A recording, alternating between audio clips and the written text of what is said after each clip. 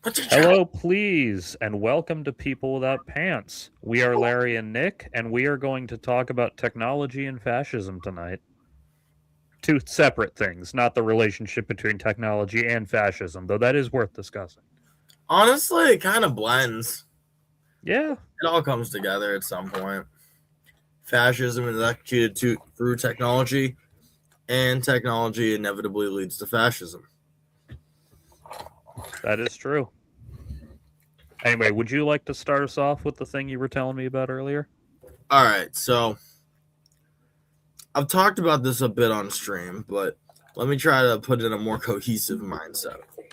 Recently, I've been trying to do a deep dive through all the sci-fi classics, a little bit of research while I'm working on my own project. Nice.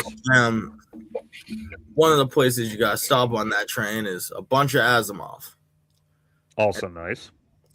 It was pretty nice. I read through all the greats, and I'm doing some of the robot series. But bro, like, well, something people don't know, to get the real lore of like the robot series and stuff, you got to read a bunch of mystery books. Asimov just likes writing whodunits and shit.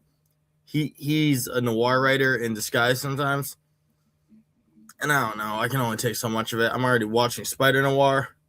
Oh, So yeah, we will talk about that a bit. I figured.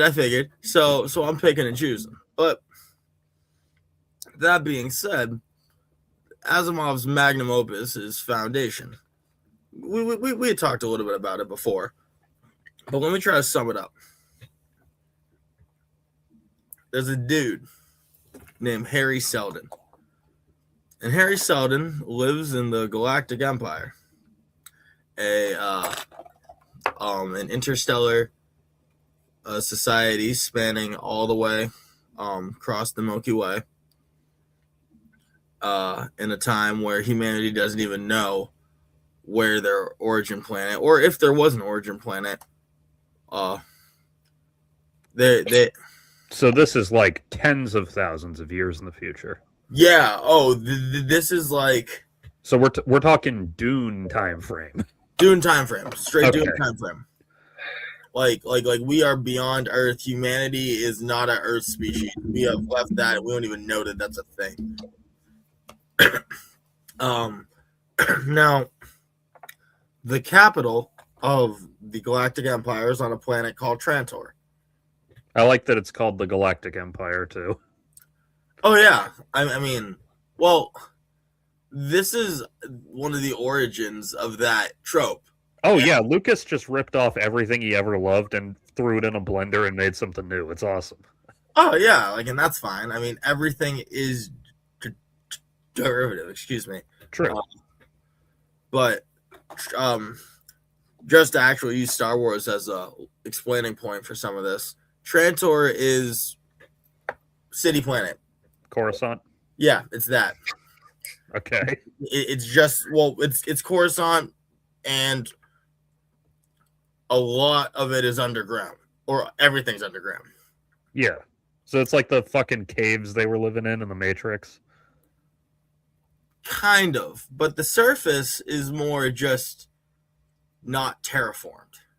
Oh, okay. Yeah. So it's like so this planet is what like still in the early stages of colonization. No, so when they were working on terraform tech, bubble tech had come into fashion. Okay. They just put a bunch of bubbles all over, but then went down. Yeah, domed cities, fucking Yeah, Krypton, whatever. and Okay, at a certain nice. point, they're like, "Fuck it, why not?" Yeah. The only place on Trantor that's undomed is the Emperor's Gardens and the Emperor's palace, I guess we'll call it. Now, the Empire's gone through a bunch of different dynasties. This is not like, oh, one consistent reign.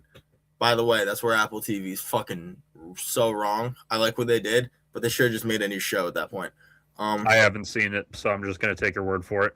Apple TV made this really cool invention called the Cleonic, uh, or well, they took the name from the book, but they've reinvented it so much. I'm just gonna refer to it as like a whole new thing. They have this Cleonic dynasty where they have dawn, day, and dusk. One dude who is cloned all the time. Well, not all the time, but very often. So there's three versions of himself living constantly. A young one who's learning from the middle-aged one who rules the society with an older one as an advisor. Okay. So like well, I wouldn't say it's like Duncan Idaho in the later Dune books, but there are multiple clones of him like Duncan Idaho. Yeah. Okay. There is this slight degenerative problem, but that's not introduced until like later. And also, once again, it's TV. They're just doing whatever they want. The idea is pretty cool. Has nothing to do with the book whatsoever. Books got dynasties that have been mostly, I mean, like it's mostly warring and coups and as empires be. The current dude, whose name is Cleon, has actually been pretty peacefully ruling for like 40 years or so. It's just because he has this advisor who is super capable, like the most capable. Oh, by the way, guys, I'm gonna spoil shit from like 70 years ago. I don't care. Yeah, that's kind of on you. Sorry, guys. Sorry, guys. Like these are classics. When you just when you go into some classics, you got to expect either spoilers or you read it. Yeah, a hint for later, by the way. I am so fucking relieved that I saw Empire Strikes Back when I was like 4 and hadn't heard the Luke I'm your father jokes. Yeah. I'm so lucky I didn't go in knowing that like everyone else has to. It's nice, but at the same time, like it's fun to have a cultural awareness or something. Oh, it is. I'm just saying that for that movie in particular, my enjoyment of it was very much heightened by the fact that I didn't know that twist going in. Okay, that's a fair point. Yeah. So Terminator has one of those as well that I won't spoil because I don't think you've seen it, but I have not, but I will. Okay. Well, I'll talk about Terminator a bit later because I have some points of comparison between it and DS9, but I love this. Hold on, I'm gonna sneeze. Oh, speaking of that, by the way, dude, I was mowing the lawn earlier and I got so much pollen in my nose that before getting in the shower, I had to like pull the fucking snot rope out. TMI, Jesus Christ. I'm exaggerating, but I had to blow my nose like a bunch of times. So who's my nose? But anyway. Aha. So he's got a super crazy capable advisor. And this guy runs the empire from the shadows. Not like a Jafar way. So he's not doing like the Long Feng from Avatar thing, or I mean, rumors would suggest so. Okay. But I will explain more as we get into it. Is he generally a benevolent figure, or? Oh, do you want me to just tell you? Sure. He's a fucking robot. Oh, okay. Yeah, no. He is the robot. He's the motherfucking dude. There is one robot that exists across a fuck ton of Asimov books. He's from the olden days, originally introduced in the Caves of Steel. Oh, that's cool. I forgot Asimov had done that. I knew he'd done it with like a few of his books, but I didn't realize he'd done it with as many as he did. Yeah, his name is R. Oliver Daniil. Let me see if I can pull up an image of him. I mean, it's a book, so I don't know how illustrated it is, but well, I mean, he's described often. Like and he's actually on a cover once or twice. So would you say his name was R. Oliver Daniil? No, not Oliver Rodrigo. Thank you, Google autofill in. Now, can you guess what the R stands for? Robot? Yes. Because he is introduced in one of Asimov's interesting ideas, which is his CFE society. CFE standing for carbon/iron, because it's humanity living alongside robots doing interstellar space cool shit. This is the character you're describing? Yep, this is our boy. Okay. Essentially looking like your poster boy for Hitler. Now, a little bit, yeah, but see, here's the thing. I can tell a Nazi, I'll bring it up. I can tell a Nazi didn't draw this, and there's one reason, because it actually looks good. Well, don't. What the fuck are you talking about? I'm exaggerating for comedic effect. Are you talking about modern Nazis or actual Nazis? Because actual Nazis make everything look good. That's part of the problem. The fashion certainly, but I'm just making fun of tanks. I mean, the way they made the parades look. Like, listen, I'm not saying any of their politics were good. I'm saying that they were really focused on aesthetics. Yeah, well, fascists are always focused on aesthetics. It's just that the original Nazis were somewhat good at the aesthetic part. I think the modern ones understand the PR kind of aesthetics, but they don't understand the selling point for moderate aesthetics. Yeah, true, and because they're very, very stupid. Anyway, yes. we'll talk more about fascism later. In the meantime, Naked Sun Man. So, yeah, our Daniil Oliva. My bad. Now, we're just gonna call him Daniil to make our lives easy. That seems to be what Wikipedia does as well. Yeah. So Daniil is an interesting fucking robot. He is originally just operating under the 3 laws of robotics, which have I detailed here, or was that a private conversation? You probably have, but I'm going to bring them up again just in case. It's always good for people to know.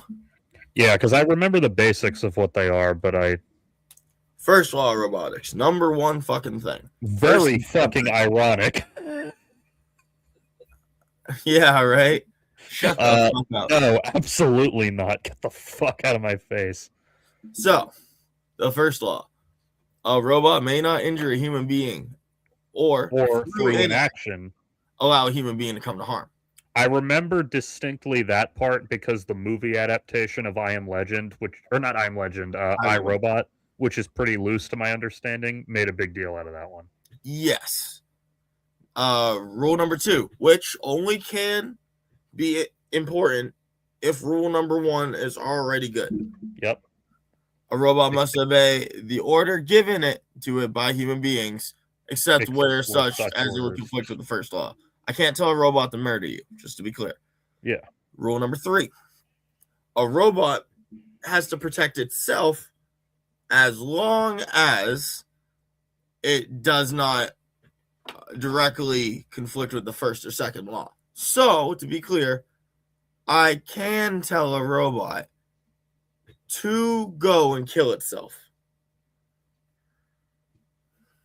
because the order is more important than its life. Hang on, let me see if it has well, here, I'll take it off screen, but I want to see if this article brings up the RoboCop version of this. So as you do that, I'm going to keep going. Okay. So, our Daniil is just a normal-ass robot operating under these principles. But somewhere along the way, in a book I have not gotten to yet, because god damn it, there's a lot of them, and I'm doing Hitchhikers as a little bit of a brain refresh, but makes sense. It's thank you, Adams. But anyways, they do not have the RoboCop one. Interesting. Okay, I'll find it myself. Continue. You can do your thing with that. So Daniil meets another robot, and this robot has telekinetic powers because this robot has telekinetic powers. And Daniil and this robot with telekinetic powers, they're doing a lot of theorizing and philosophizing and just a lot of chatting and stuff. And they realize there is a zeroth law. That a robot must protect humanity and not allow humanity to come to any harm. The human race at large, you mean? Yes. Okay, so now you've opened up a circumstance where suddenly robots are allowed to fucking start killing people. Yes, I have. Because now the first law, a robot may not harm a human being, only applies as long as the zeroth law is not applicable here. Yeah.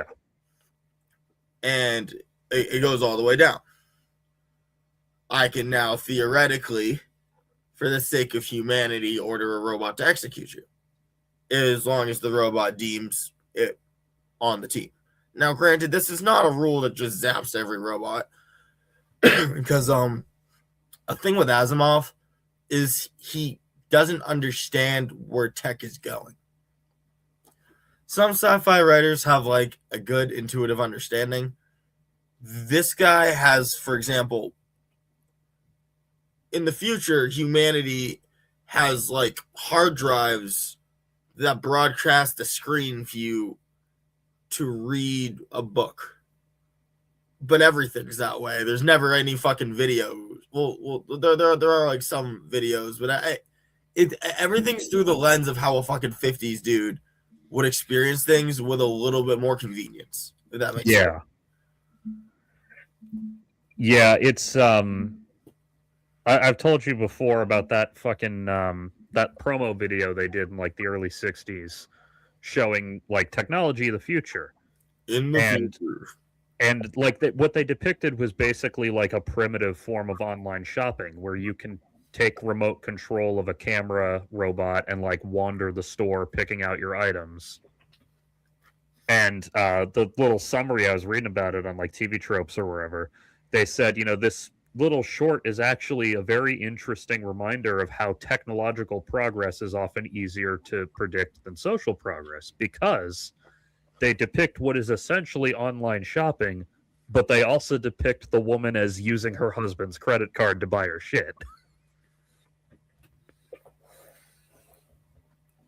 You know, that's a big hinge on where we're going today. Yeah. Because Asimov and women have one of the worst relationships I've ever seen. That is sadly a theme amongst fucking sci-fi of this era. But I think that this okay. It's like I said to you before. I'm gonna read the fucking thesis that I had drawn up. Okay. Where did I put my cell phone? So skip-a-deep-a-dee-bub-dub-bub-dub. Skibbity toilet or whatever it is you kids are into these days.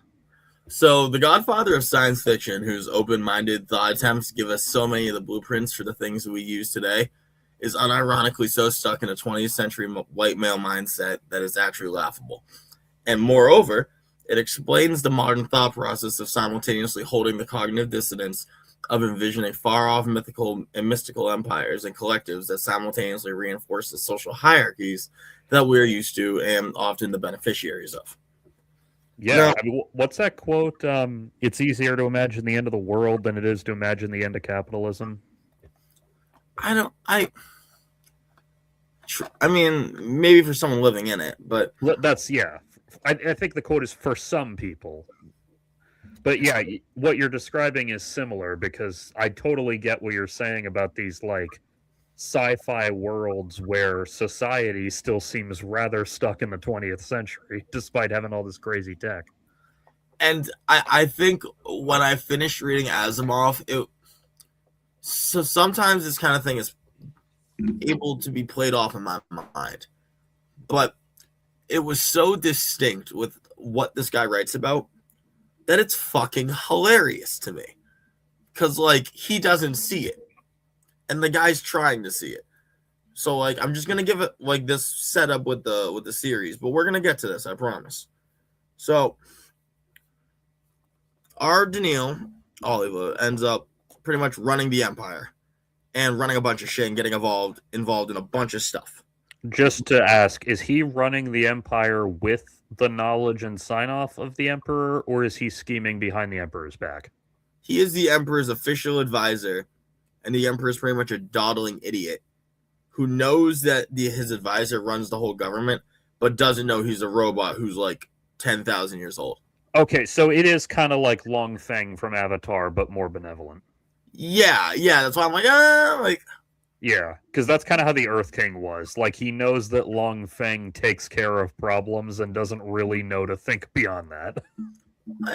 I like Klingon wants more power, but in the age he lives in, which is explicitly the point, the Galactic Empire is crumbling.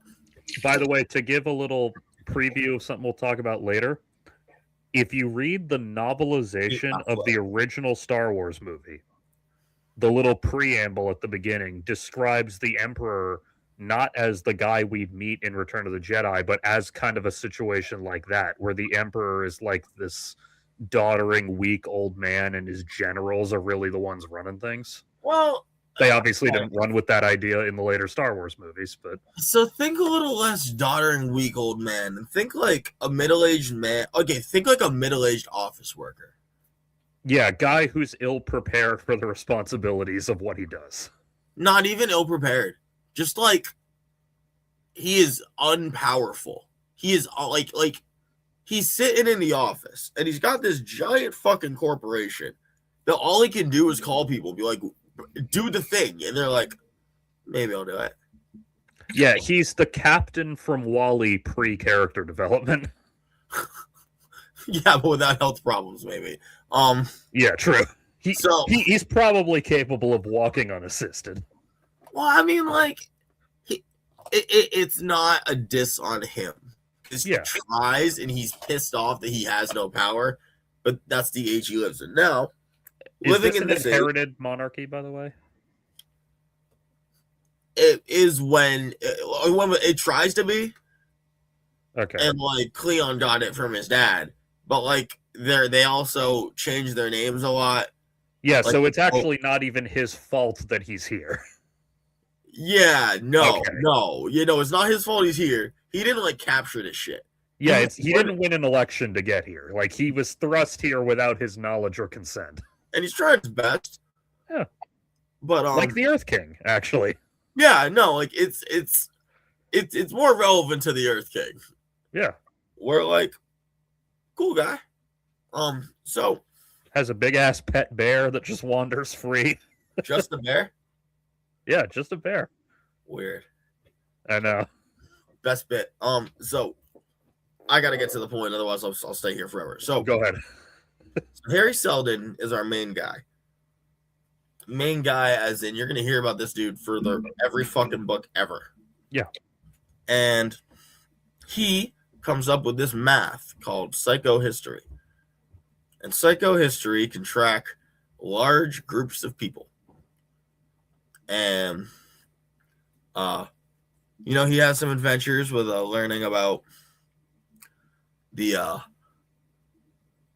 mysteries of psychohistory, slowly getting through it, figuring it out. Like he has like a bunch of life experience. It takes him like 30 fucking years. Whole thing, 2 books. It's fun time. Wife. So, actually, this is a good point. No, he has a wife. His wife's a robot. He knows his wife's a robot. He's okay with his wife being a robot. He's okay with the fact that his wife will never completely love him in the way that he loves her, but whatever. His wife is directed to guard him. She's like a Data type robot then? Like no. Well, is she like physically indistinguishable from a human being? Yes. Okay, yeah, that's what I meant. Yeah. She is physically indistinguishable. She's got the super mind. She's got super kung fu Vulcan-ass strength. And her entire thing, she was assigned by Daniil to guard Seldon. Because Seldon is the most important human being. Was she assigned to guard him before or after they got together? Before. Oh, that's what I figured. Okay. Yeah, and then like after a while he falls for her in his very shitty I'm writing a noir story ass type of way. It should be mentioned that Harry Seldon has been stated by Asimov to be a self-insert character, so take from that what you will. But the man certainly at least subconsciously recognized his own limitations. The man subconsciously wanted to be open-minded.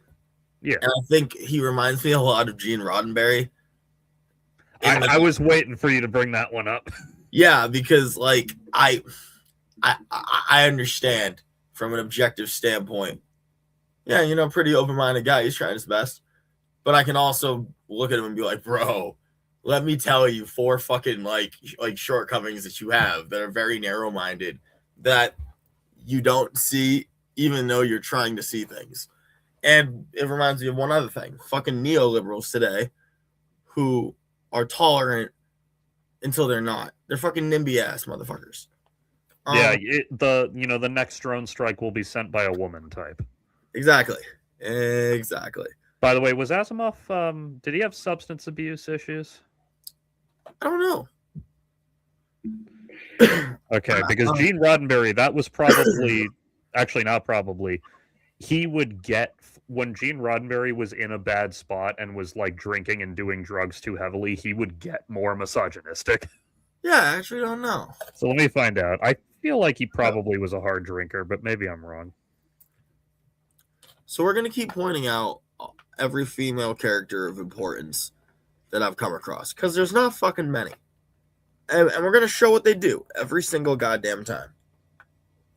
So, Doris, his wife, is a robot assigned to protect him. Absolutely no agency. Capable, but just directed by Super Robot Man. And let's be real, it's kind of weird how, like, the Asimov doesn't give sexual agency to women. Actually, as you were saying that, I was going through his Wikipedia, and there's this whole section about his habit of like, not full on like attacking them, but certainly I was like gonna get there. putting his hands on them without asking. Asimov doesn't really understand consent. Yeah. In these stories, women do consent, and it's in the shitty noir 1920s way. And like, I'm not just gonna play that off as like a product of the time. I want to highlight that this dude is interesting, even looking at it from that lens. So, robot, fuck person, whatever. We're gonna move on. So, two books that Eric Seldon comes up with psychohistory, introduces it. Apparently, Asimov was actually a teetotaler. That's nuts. Okay, never mind. Anyway, continue. What do you mean? But don't just interrupt with one thing. You gotta actually expound. Oh, I was just trying to find out if he was into drugs, and apparently he was very explicitly not. Yeah, I mean that sounds right. Sexual assault was his drug. Yeah, very low. To be clear, very low grade sexual harassment, but still sexual harassment. I don't know, dude. Reported low grade. Well, yeah, that's what I mean. Like, what he admitted to was just, getting a little bit too casual with where he put his hands, which is still shitty, don't get me wrong, but it's not like he was fucking drugging their drinks. Where the soil's fertile, other crops grow. That is true. I'm just saying as far as we know. Fair enough. But he's fucking dead, dude. I don't care. Yeah, it doesn't really, it's somewhat irrelevant because he's been dead for like 30-something years now, at least. Yeah. He's long gone dead, but honestly, I would argue the dude if he was alive. True. So two books just getting into making this whole fucking science setup. They were the last two books made because he did a whole prequel thing, but whatever. And this psychohistory, is made through two foundations. One, a bunch of physical scientists sent to bumfucking space. Out in bumfucking space, they're supposed to, under the auspice of working on the Galactic Encyclopedia, make this government that's slowly going to take over after the Empire dies, or while the Empire is dying, rather. They like a transitional government type of thing. Yeah. So Harry determined through psychohistory, you can't stop the Empire from dying. We got here too late, folks. Like, maybe if I had this 20 fucking years ago, I could have done it. But wait. All roads lead to we're fucked. But what I can do is, if it died normally, we'd have 30,000 years of essentially space dark ages. And we don't want 30,000 years of space dark ages. We do not. I can knock that down to 300. And everyone's like, 300, that's a great deal. Actually, it might be 3K, but I think it's 300. Either way, a lot less. Yeah, a lot fucking less. This is sounding a lot like Leto's fucking Golden Path thing from like God Emperor of Dune, which I'm sure was intentional. Yeah, there was a lot of play back and forth between the guys, actually. But so, anyways, Harry says, "All right, fuck, I'm gonna cut that down. You're gonna have like 300 years of like weird half space dark age, but then by that time, Foundation will be completely in like golden form, and they'll be Empire number 2. We will have Galactic Empire number 2, Electric Boogaloo, and it'll be cooler than the first one." Yeah, How? my plans are measured in centuries. Yeah. Oh, beyond centuries. Yeah. How? Don't worry about it. That's for Foundation 2 to worry about. Secret Foundation that you don't know exists unless you're in it. Now, the second Foundation is a bunch of mentalics. That's people with mental abilities because we live in the 1950s. And these mentalics all control and edit things around the first Foundation making their moves. And secretly, they know that when the time is right, they actually take over. Yeah. They are to be the super aristocracy of the Second Empire. But that's for later. We never actually even got to see it because Asimov died as a pompous motherfucker who said he was just going to do it. Also, like Frank Herbert.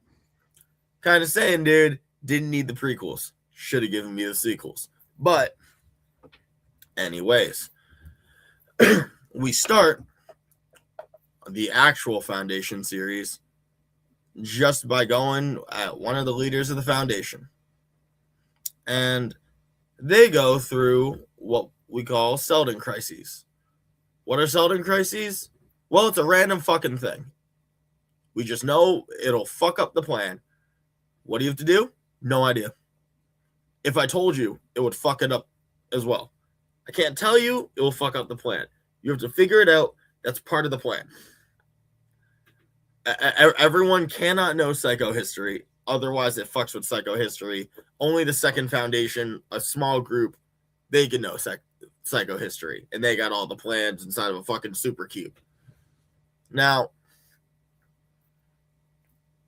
here's where it gets interesting. Almost every leader that you encounter throughout the Foundation is male for a while. And I'm like, all right, whatever. But like eventually we're going to just see some interesting female characters, right? Well, we do eventually see some sexy ones. Which is Asimov's form of interesting. Every single time I'm introduced to one, they're sexy, unless they're a child. In which case he doesn't sexualize the child. He just makes it so they have no agency in a different way. Okay, well, at least he had some limitations. Yeah, that was decent of him, I guess. Like, I like the way he wrote the kid. I'm not going to lie. He has a good sense of childlike whimsy. And I think if he wrote more adventure stories, things would be a better world. But whatever.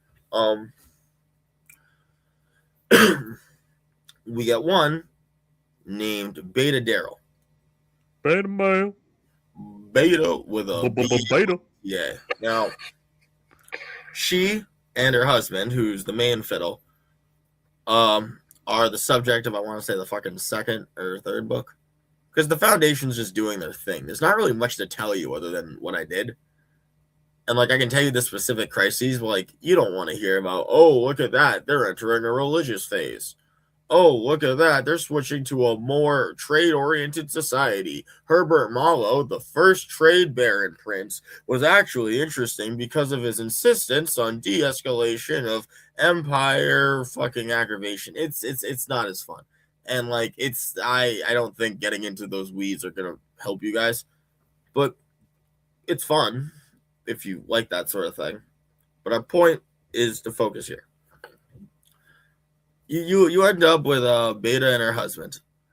Now, her husband, I choose to forget his name because I know what Asimov is trying to do and make me care about him, and I'm not.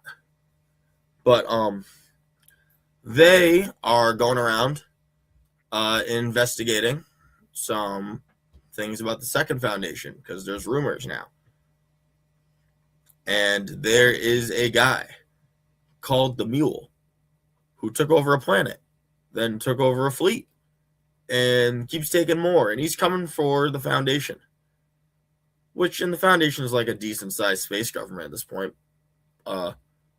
This wasn't part of the plan. No one knows why this is happening. It's not part of the plan. And so we're trying to investigate Second Foundation, see if they can help, see what's good with this, whole bunch of yada yada. Now, turns out it's all because of another psychic. Because Asimov does not have many cards to play here. This psychic has been manipulating everyone except this one woman. I mean, like, he's manipulating her husband and everyone on the ship and, like, anyone they come in contact with. So essentially, he's emotionally manipulating her. But it's framed as, oh no, I didn't touch her mind. Yeah, he's not literally possessing her fucking thoughts or whatever. Yeah, but completely changing someone's environment is complete manipulation. And I think Asimov not noticing that should be noted as a little asterisk here. Yeah, that is a little bit telling, isn't it? It very is telling. So he goes, oh no, I didn't manipulate this one woman's mind because I'm in love with her. And it's like, oh, great. Wow, I see the point of this woman now. And in an instant, she goes and kills the one dude who finds out where the Second Foundation is, who was about to tell the psychic, because psychic is like, you won't tell me, ass fucking shit. Psychic is like, oh no, I couldn't have predicted this. The unpredicted variable. Oh no. And then it's like, Beta Daryl saved the universe. Fuck you, Asimov. That's not a female hero. That is a person who you have completely stripped of any possibility of agency at one moment, having a self-defense reaction to a goddamn menace of a nightmare mutant who is literally going to just take over the galaxy. He is a mutant. Fuck yeah. you. It's like, Jessica Jones if it sucked. Like, I don't know what we're doing. No, it's not, because Jessica, like, it's worse than that. It's fucking worse. Because, like, one moment of self-defense does not a protagonist, a main character, or a hero make. True. But anytime I try looking into this online, that seems to be the fucking argument I come across. It's like, oh, there's meaningful female characters. Fuck you, dude. No, there's not. Now, then we're going to go to the next book. See, Beta had a kid. He was a cool dude, scientist.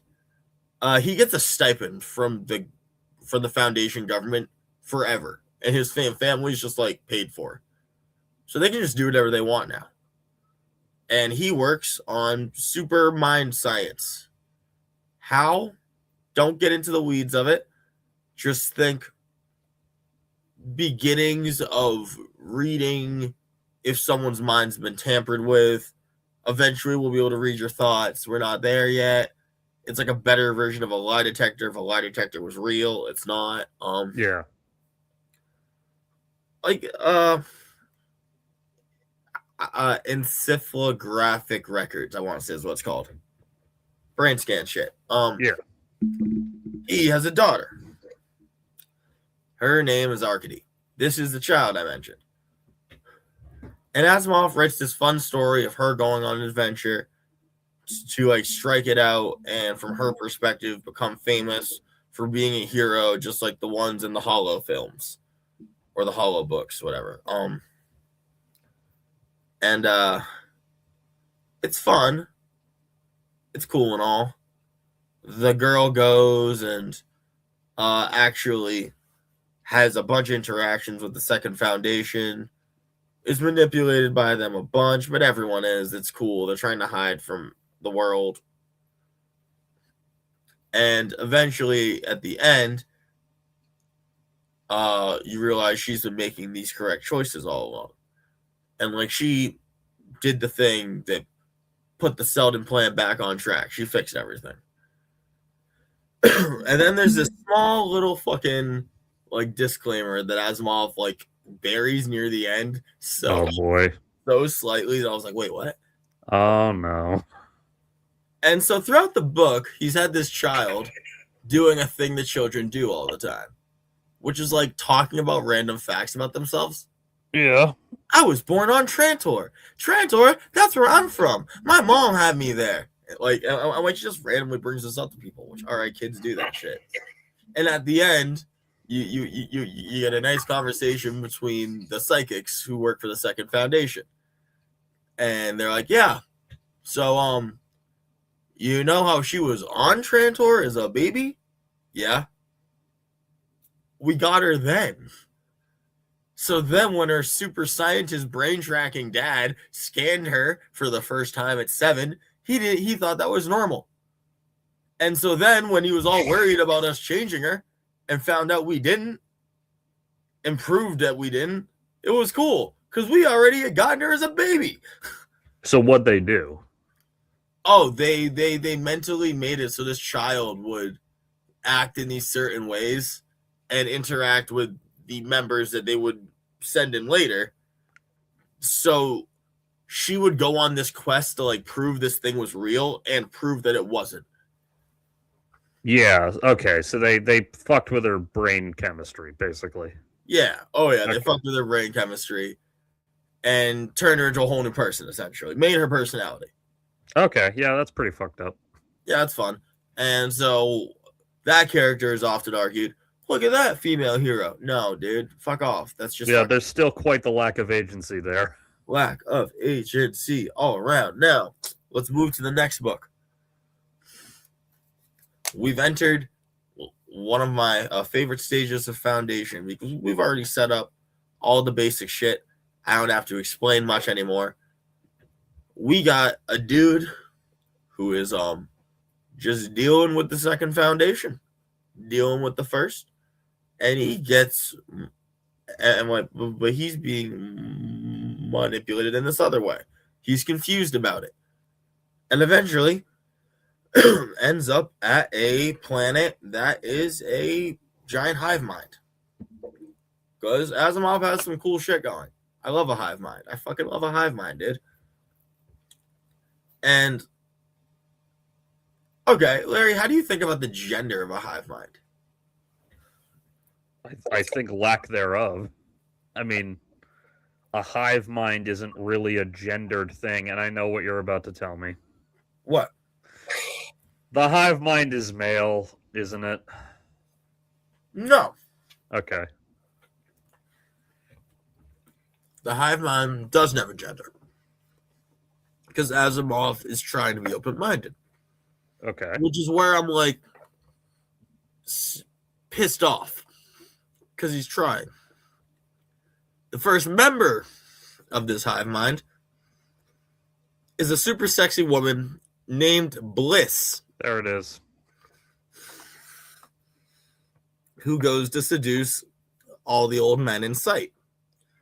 Who are notably old men characters and who comment on it a lot and who say things like "my dear" and it's like very like it's so fantasizing. I want this for Asimov, and I'm like, all right, horny old man, calm down. And at this point, I hadn't even realized it was like a woman issue. I was just like, you're being a bit horny for me. Calm down. Yeah, horny on main. Literally, I was like, Asimov is horny on main for no reason. Like, it is outrageous how much this man does not care sometimes. And it's not just the characters are horny. The like narrator gets really steamy for a moment. Oh yeah, I can imagine. And just like dresses down this character with the words. It's kind of weird. So then, after a whole lot of her talking about her sexual exploits and yada yada, Of course. we get to see the rest of the hive mind.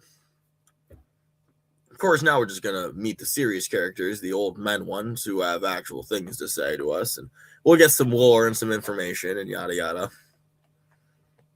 And we'll find out that the guy who was manipulated here is one of the few Asimov characters who is not judged by predeterministic things.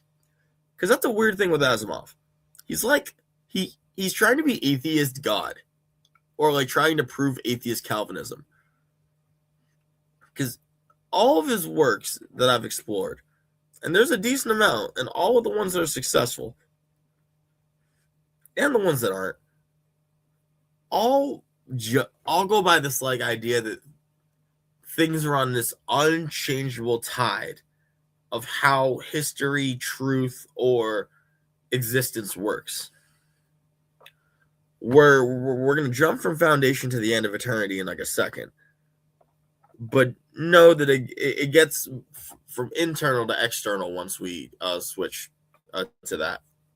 But it's easier to start here because this is what most people know as well. Now, the hive mind has one of Asimov's old men characters marry one of the members of the hive mind. Okay. Not the whole hive mind, one of the members. Because it's not like a full Borg collective. It's a both situation because Asimov doesn't know what he's doing. Yeah. But it's a hive mind except when it wants to be not a hive mind for the sake of some fucking things. Okay. Yeah, that makes sense. And there are some fucking things. But after that, we are learned about the non-predetermined character, Treves. I say he's not determined like everyone else because he apparently just has magic intuition. It's dumb. It's a superpower. Yeah. And it doesn't even like really make sense why or how. We were gonna get more. Once again, old man died. Like still doing this guy's story. So take from that what you will. I think there's continuations, but I'm not a big fan of that kind of thought. Now, how do I put this? Deterministic man goes, all right, there's two options now. Psychohistory, which is the shit we've been going into, all the foundation plans from that one guy, or turns out Daniil had a second fucking plan. He had two options cooking because he's weird. And the second option is Gaia, the hive mind. The hive mind, if given permission by this human man with perfect intuition, will expand itself, obviously not instantly, but over a couple centuries to become Galaxia, a galactic-wide hive mind. Okay. According to the Zeroth Law, is pretty dope. But the whole thing is the robot Daniil can't pick between what's better. Psychohistory, where we're essentially all governed by this predeterministic plan from before, or we all join into a fucking hive mind. And that's the big question for us. He picks the hive mind and then has a whole book searching for Earth to justify why. He finds Earth, goes to the moon and sees Daniil, and Daniil's just like, yeah, I did it. It was me. And that's the end of the book. And pretty much the series as we know it, because old man died. I'll be real with you, dude. It's a man's galaxy, and it's just so strange how, like, we have the entire ability to rewrite the history of all of humanity for this dude. And it's always just chauvinistic guys looking like our Daniil Oliva doing shit. Yeah. And I'm like, all right, maybe I'm being a little harsh on the guy. It's not like he can like rewrite existence or anything. And then I read this book. I want to say it's called The Age of Eternity. Okay. Can I have you pull up the cover for this one for me? Age of Eternity? Yeah, by Asimov. I want to say it's The Age of Eternity. Could be The End of Eternity. I don't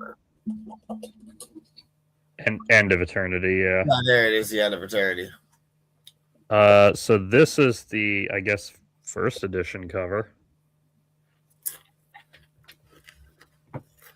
Yep. Now, this is a good book. But this pattern is so damn terrible. So, The End of Eternity is about a group of men called the Eternals. Okay. They explicitly are only men and only allowed to be men. Their job is to guide humanity through time travel and fix any flub ups that really fuck up humanity from their perspective. Okay. So like Section 31 or whatever. Yeah, but they exist outside the time stream. So, okay, yeah, I've seen this trope. All right. Yeah. So they exist outside the time stream. They pop in, change a thing, and it's for the good of humanity, is their idea. And you would go through the book with a dude named Andrew Harlan, and he's a technician who's rewriting these reality changes, because only the Eternals know that reality fucking changes every time they do something. Yeah. And there's like different possibilities and timelines and yada yada. But well, from their perspective, there's only one timeline, but there's infinite possibilities. So this technician goes through it, meets a girl. Obviously, she's a damsel in distress from a random time. Right. Always. We go through the entire book of this guy committed a crime by fucking the girl. So, oh no, he's a criminal now. And so he rebels against this chauvinistic organization for love. But then it turns out time paradox bullshit. He's going to like ruin it all. And he feels bad because he could have gotten away with the crime. And his boss is like, you're dumb. He's like, oh no. So this book invented a lot of tropes that have been used often since. Oh, yeah. That's the thing. This dude is batting so hard. And he's really creating bangers of ideas. And like that's what I was trying to say earlier to you, where I was just like, this guy's pissing me off. Because he's done so much for the game, but he doesn't understand. Yeah, he's of his time. He's so of his time. It's annoying. Now, included in these rewrites are making sure that the one time these dudes see a society where women have like their own agency and they're giving birth without men, Asimov's like, yeah, no, that's terrible. We have to fix that. We have to make them correct mothers. Oh boy. This is guys for the biological essentialism. And turns out, oh, the damsel in distress, she's actually just a member of the Super Eternals, essentially. People from the future who are like, these men are assholes. And they don't know that there's infinite realities. And we got to go to space. And they're fucking it up. Now, let me ask you this. What do you think Asimov would have thought of trans people? It is Pride Month. We should throw this discussion in. Well, I was really hoping you'd say that, because in Foundation, I was going to loop back because there's one important thing to note. Other than the collective consciousness, there's one other time that Asimov explores any idea of gender. Now, while Right Decision Guy is searching for Earth, he finds this planet. And on this planet are humans who have evolved in a very specific way, or genetically engineered / modded themselves, and now they just are this certain way. They're androgynous. Completely. They have they have hermaphroditic genitals, and from what we understand, they don't fuck. They all live in like isolated houses, talking to each other over video calls and ruling over vast estates. There's like probably 600 of them on the planet, but they don't know the exact number because they don't take a census because they believe in everyone fucking off. Now, we end up dealing with one of these people, and it's one in power who owns this estate. He's an asshole, and we use he often to refer to this person, which is corrected by the person to be like, do not use that. I'm not a he, which is interesting because Yeah. Asimov understands personal pronouns as a concept. He does. It is really interesting. He understands preference and identity. And so he has like our characters will use like they're using like a different ways to refer to this person, just using the name. Sometimes using it, because once again, Asimov is not able to understand that it is insulting. Yeah, he is of his time, all right. But he does correct it later. Okay. So it's almost like he's like trying to walk someone through a pronouns conversation, which is really interesting to me. Because like he gets it, kind of. Like he intellectually gets it. Yeah. He can't be one of those people who claims, I don't understand. Asimov would have been a trans-inclusive misogynist. Yes. Which is a very funny type of guy to be. And so this is where it keeps getting funnier. So this androgynous person in power, we end up killing them. Our psychic kills this one because they're not psychic. They have a cybernetic implant that lets them control a bunch of shit and do some psychic shit. Our psychic kills them because they were going to kill us, yada yada. Our psychic feels terrible about it because they're part of the collective consciousness and murdering's bad for them, yada yada yada.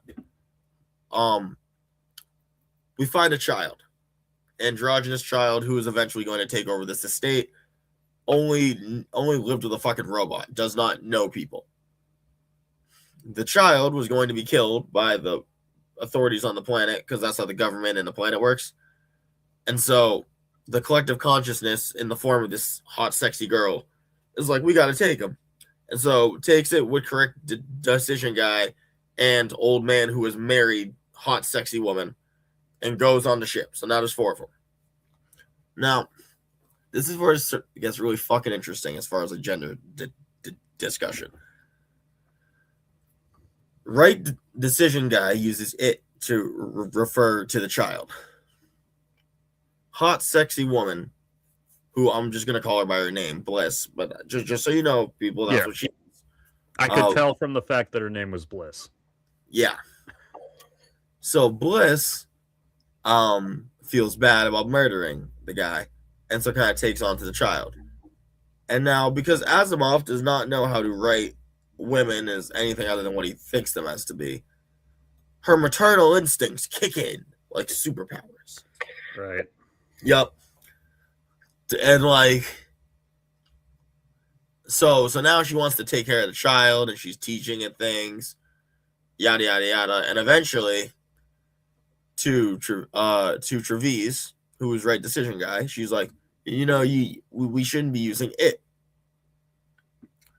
We should be referring to her as a she. And Treves is like, what? And Bliss is like, well, as a woman, I understand these things. Let me explain it to you. Oh, as a woman. Listen, we're gonna drop the collective consciousness shit when it matters. Yeah.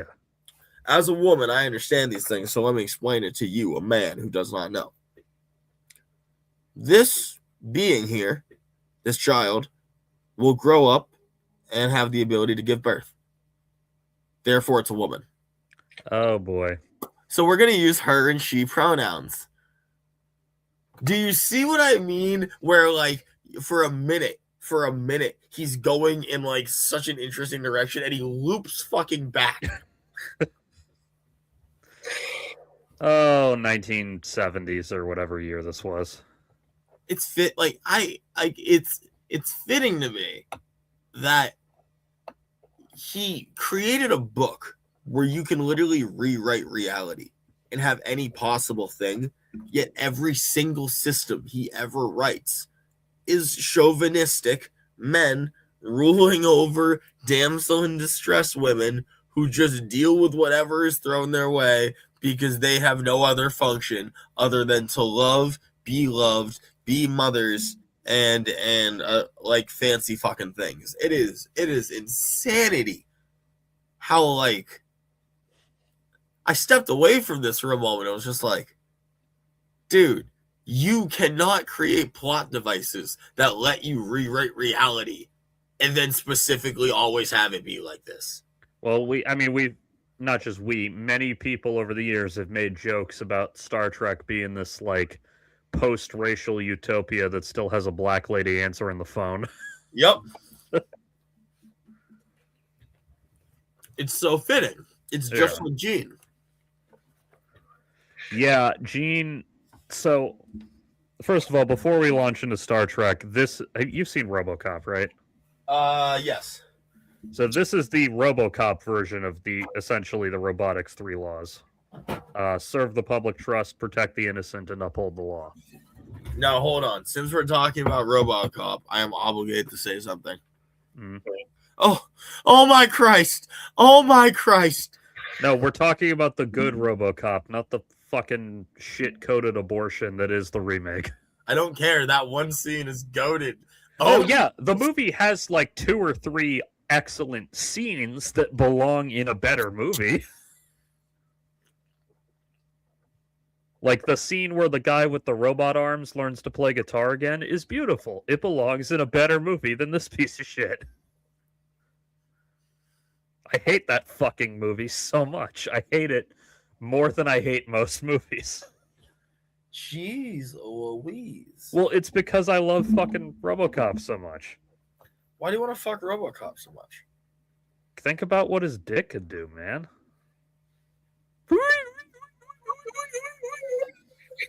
Cyborg's is bigger. Probably, yeah.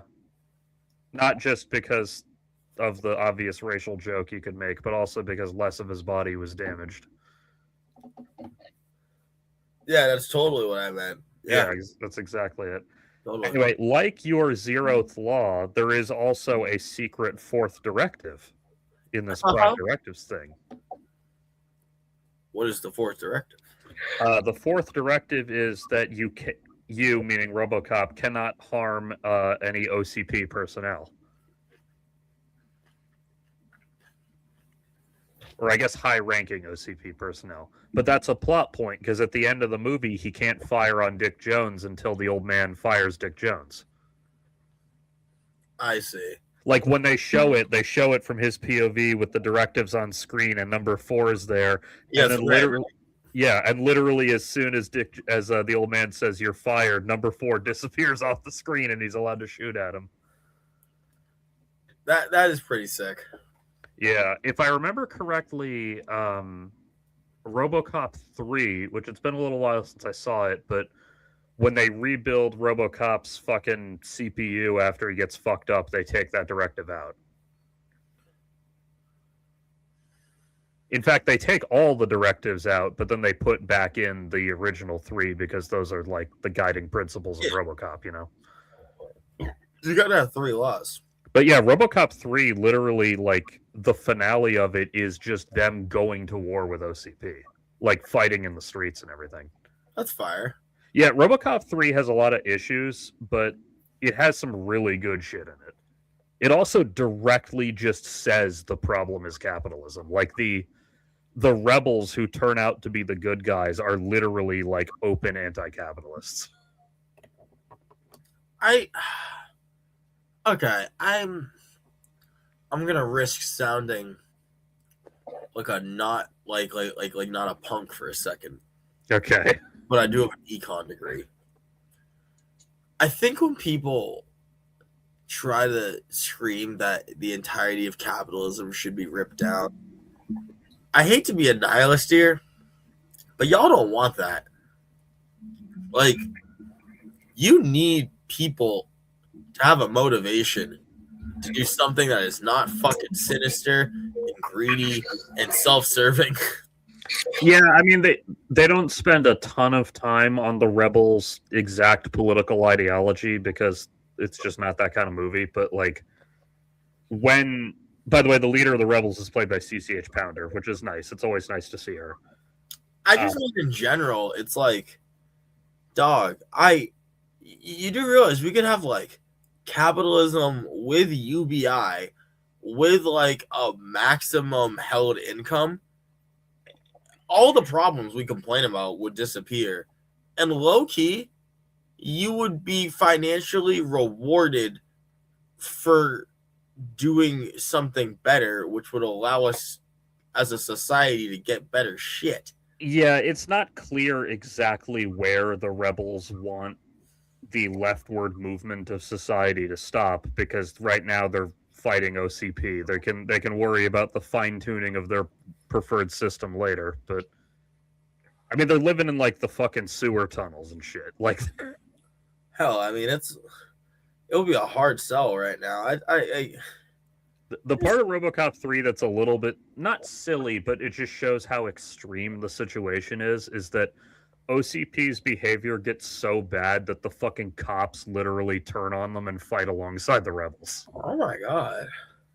Yeah. Well, that's the RoboCop movies. They definitely understand, and I can't believe I'm about to say this. They understand that cops are also one, human beings, and two, workers ultimately, even if they are class traitors. So if the class divide gets bad enough, you can eventually convince the cops to turn on you. I mean, it depends. I mean, it's a very specific thing because, like, OCP literally runs the police department. So there's a lot of anti OCP sentiment in the police department just simply because, like, why is the city government not running us like they should be? I mean, that's interesting because you never see Blackwater dudes complaining about Blackwater. True.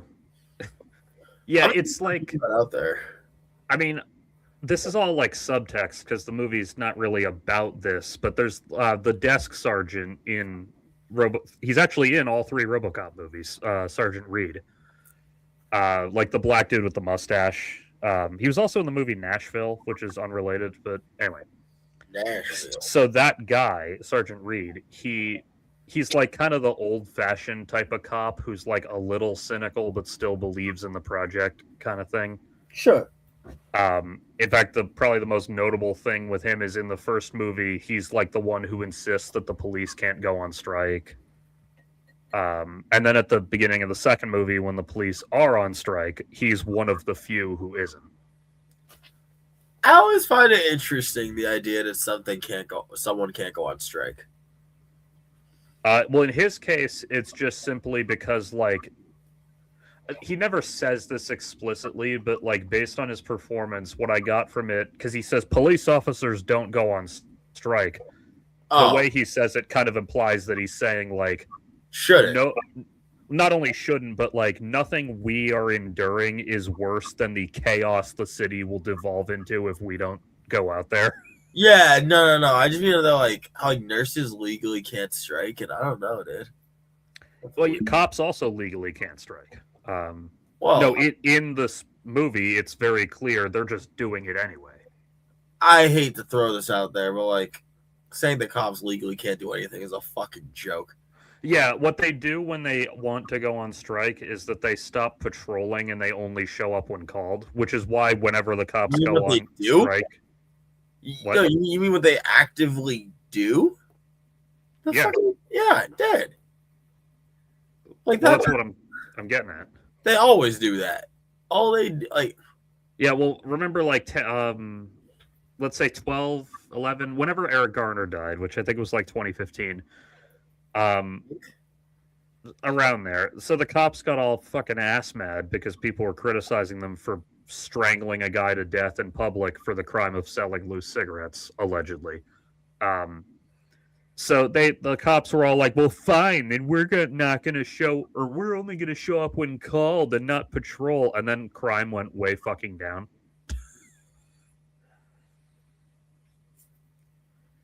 I just. Anyway, my point is, I was like 8 when I saw RoboCop originally, and as an 8-year-old, I understood that it was making social commentary about how shitty the government and corrupt politicians are. And yet, apparently, a ton of adults didn't get that when they watched the fucking movie. I have to say, how old are these adults that you're talking to?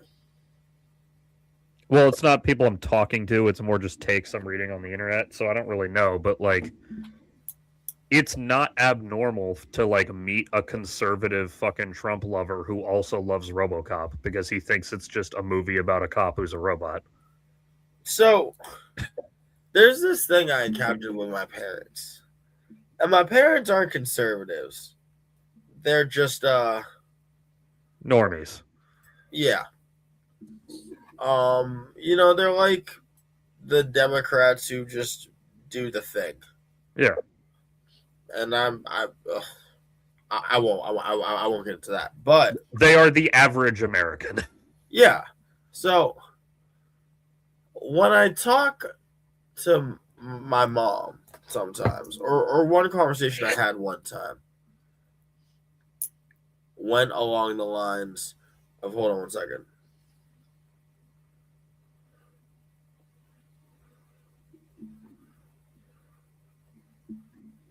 What the fuck is this?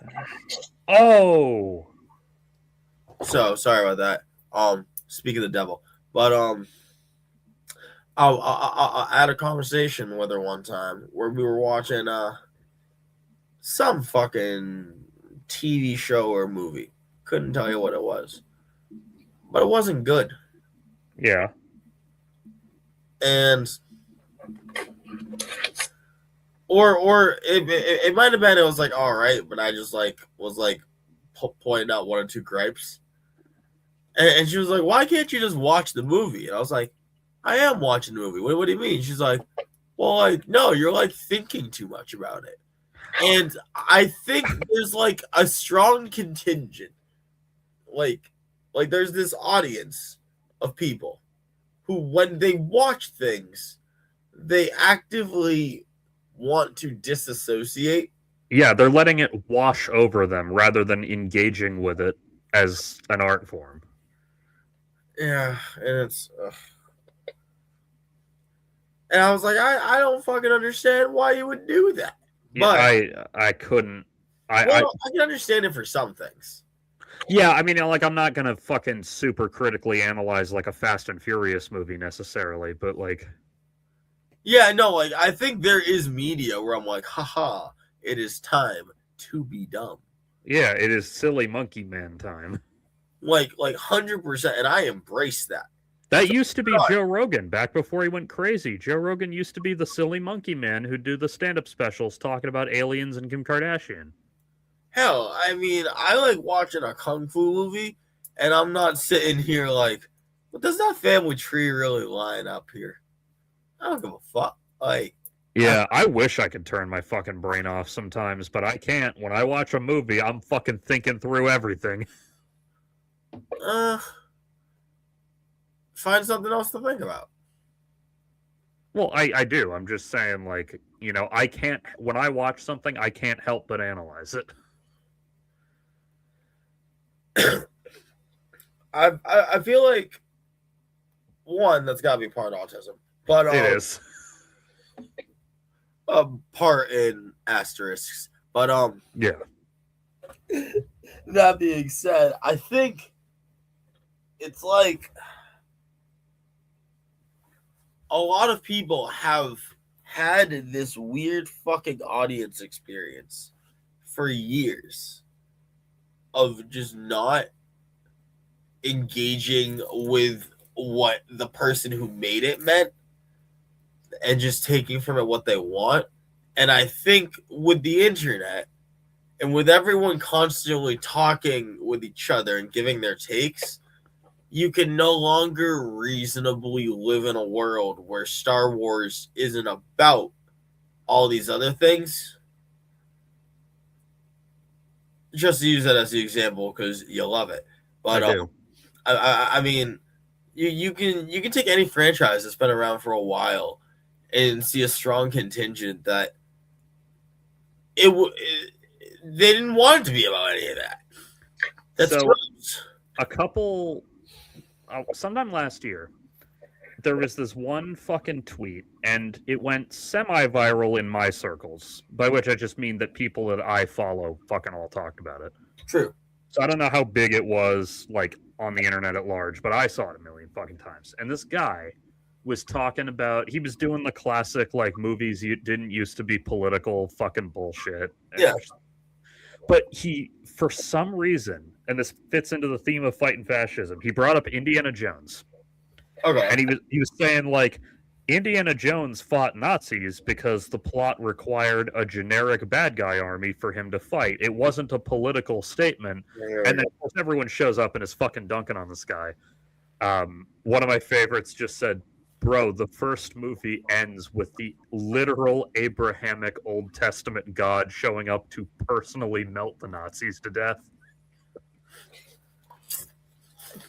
But from this discourse, I learned a great quote that I love, that I use all the time, which is, movies aren't just documentaries about fictional events. Like, movies are made on purpose, and they made them that way for a reason. Unless you're literally making a story about a documentary of fictional events. Well, yeah, but that's not the same thing. I know. I'm just like someone was saying, like Raiders of the Lost Ark.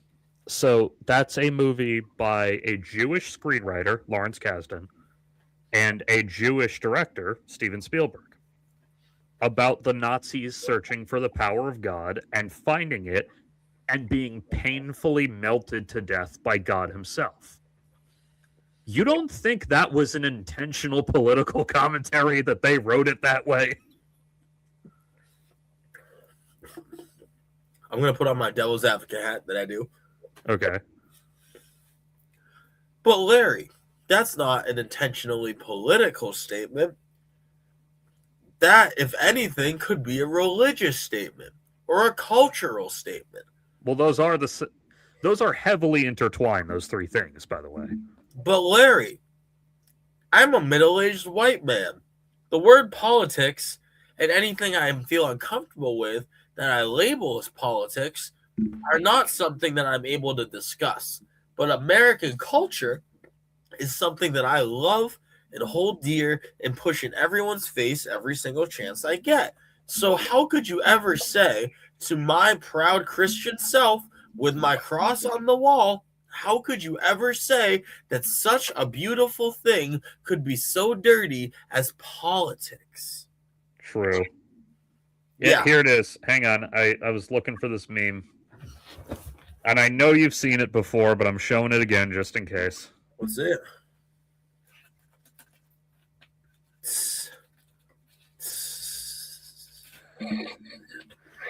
And then, of course, there was the time Shatner was on Bill Maher's podcast and said, when did Star Trek get political? And everyone's like, you were there, motherfucker. You helped.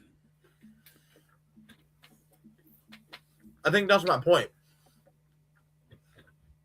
Actually, something, yeah, and you're correct, by the way, that is your point. But regarding the Indiana Jones politics bad guy army thing, something I didn't really notice when I saw it as a kid, but noticed upon rewatch, in Crystal Skull, the fourth one, they have a different generic bad guy army for him to fight a bunch of guys, the Soviets, and you notice that it's not that his heart isn't in the fight, but it's not personal for Indy as much, the way that that it is with the Nazis. Like, there are a ton of scenes in Crystal Skull where Indy and Dr. Spalko, Kate Blanchett's character, interact and work together.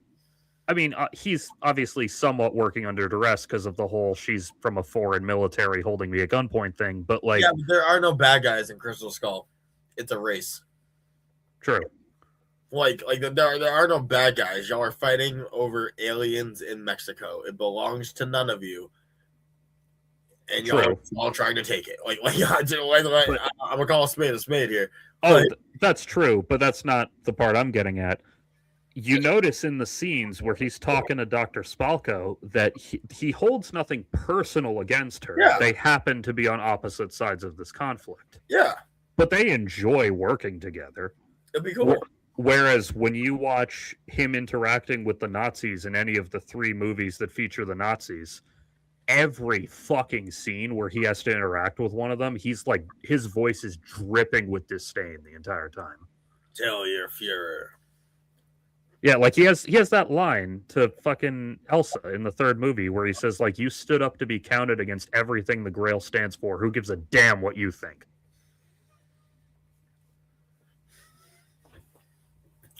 I think that line says a little bit more than you're looking at. Probably. Lay it on me. What does the Grail stand for? All these American Judeo-Christian values are somehow apolitical to all these fucking people. Yeah, you're right.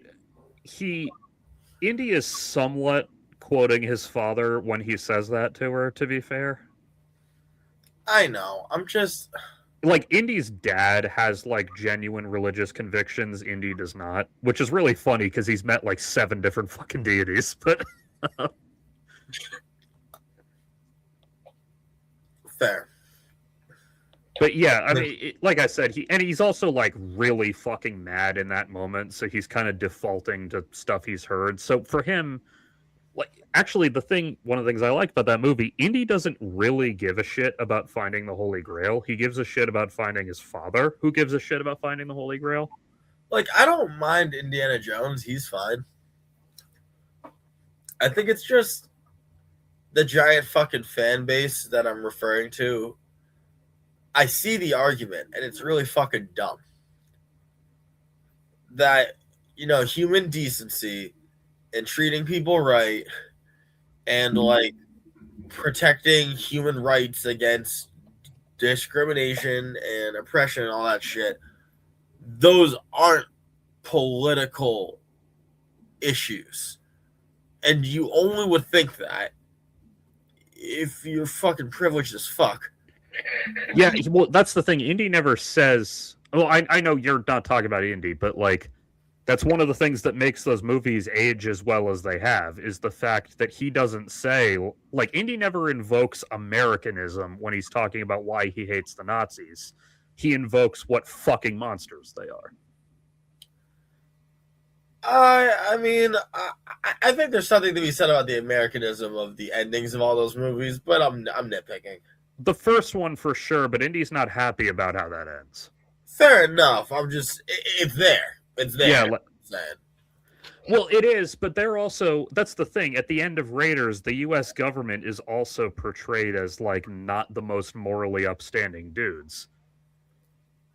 Like, frankly, the unrealistic part of the ending of Raiders is that rather than try to control the literal power of God, the U.S. government makes the wise decision to lock the Ark away and never touch it again. Well, because it kind of does that fucking middle road thing that makes a lot of these Americans happy, which is like, listen, we make the hard choices, we do the rough things, but it's for the good of everyone. We are world police, but it's because we have everyone's best interests at heart. So you can trust us. If we had the giant laser beam, we would put it away. And that's what we did. Well, that's the thing. In the movie, Indy argues against doing that because he feels that an artifact with not only such history, but such demonstrable power should be studied. Shut up, baby. Yeah, but the government is like, nope, that is dangerous as fuck, and we are not touching that. In the box it goes. But a lot of people view that as, yep, see, we're still doing what needs to be done. Love us or hate us. I know. People like the fucking phrase love us or hate us or love it or hate it a lot. It's like, what the fuck do you mean love it or hate it? If I hate it, I'm going to do something, buddy. That's why I fucking hate when people like say that Indy is like a colonizer who steals shit like for museums when literally all of the movies end with the museum not getting the thing. Okay, listen. I'm just going to call something like I see something. I see a white dude going into a place of brown people, taking something that should belong to them, them bringing it to a giant government who has stations and stations and bases all around the world. I take it to this government and they add it to their giant imperial fucking horde. I'm sorry, but you're a colonizer. Yeah, but that's the thing. None of Indy's shit ever winds up being thrown in the Dragon Horde. It goes in the American Dragon Horde. No, the Ark is the only, and that doesn't go in any kind of display museum thing. It goes in a government facility. The Ark is the only one. The Shankara stones in Temple of Doom go back. Well, 2 of them get lost. The 3rd goes back to the village it was stolen from. And he literally says, like, what's the point of throwing it? Thinking of the Ark. Well, yeah, but that's not the museum. He didn't do that for glory. Okay, but like, here's the thing. I'm not upset about the papal archives just because I can't see them.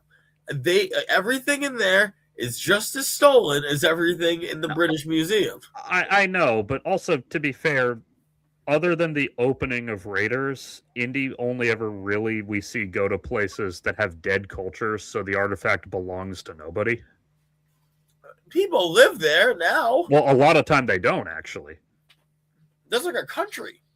Well, they might live in that country, but like in that region or whatever. Like, honestly, how exact do people need to be to have rights to it? Well, a lot of the time they don't know about it or fucking... And also, when magic is real, it's a lot easier to justify fucking hiding away artifacts when they have actual magical abilities. But, like... All I'm saying is, like, while I understand your rationale, all of this being decided by a group of white men in the land where brown people have political countries. Yeah, I know. It has implications that were not intended. But, like, listen, I'm not saying Indy is, like, personally Cortez, okay? We're not saying that. But he's an instrument of colonialism. He has the system he exists in, and he's doing his best in it. Yes, I understand. There's a great I have it over here, but I'm not going to go bother getting it. There's one of the Indiana Jones books, because they did a whole line of them, and they're all pretty good. That belongs in a museum. Well, in one of them, he explains that mindset, and what he's explaining to Mac, actually, Ray Winstone's character from Crystal Skull. He explains to him, I don't want these artifacts winding up in the hands of private collectors who will pay a fortune and then sit on them forever. I want them in the museum with their knowledge on full public display so that anybody can walk in and learn about them. Like, as long as they're a British citizen in London. Well, actually, he doesn't say that directly. He just says a museum. It would have went a long way, just for once, to put something in a place that, like, put it in the fucking capital of, like, wherever the fuck you found it. Well, again, in Temple of Doom, that's literally how the movie ends.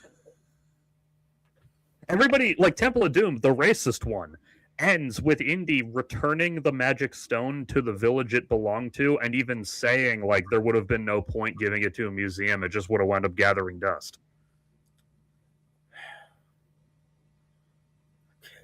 And then, hang on. Let me think of every fucking treasure from Indiana Jones, all right? Okay, he gets a point on the good side, but that just means he is capable of it. So every time he doesn't do it, I feel like, damn. Well, so I'm just going with the movies right now. I'm not getting into the books because my knowledge of them isn't as good. Yeah, no. Like, so just the movies. So Raiders of the Lost Ark. There's the gold idol at the beginning. That's the most problematic one, but given how shocked he was to see the natives, I think he was misled about whether or not any of this tribe still existed. I'll take it. Yeah, because, like, he's not like, oh shit, I got caught. He's like, what the fuck? There are people here? I'll take it. Okay, yeah, I'll take that. And we do know for sure that his guides were lying to him about other aspects of the trip. Like, that's confirmed on screen.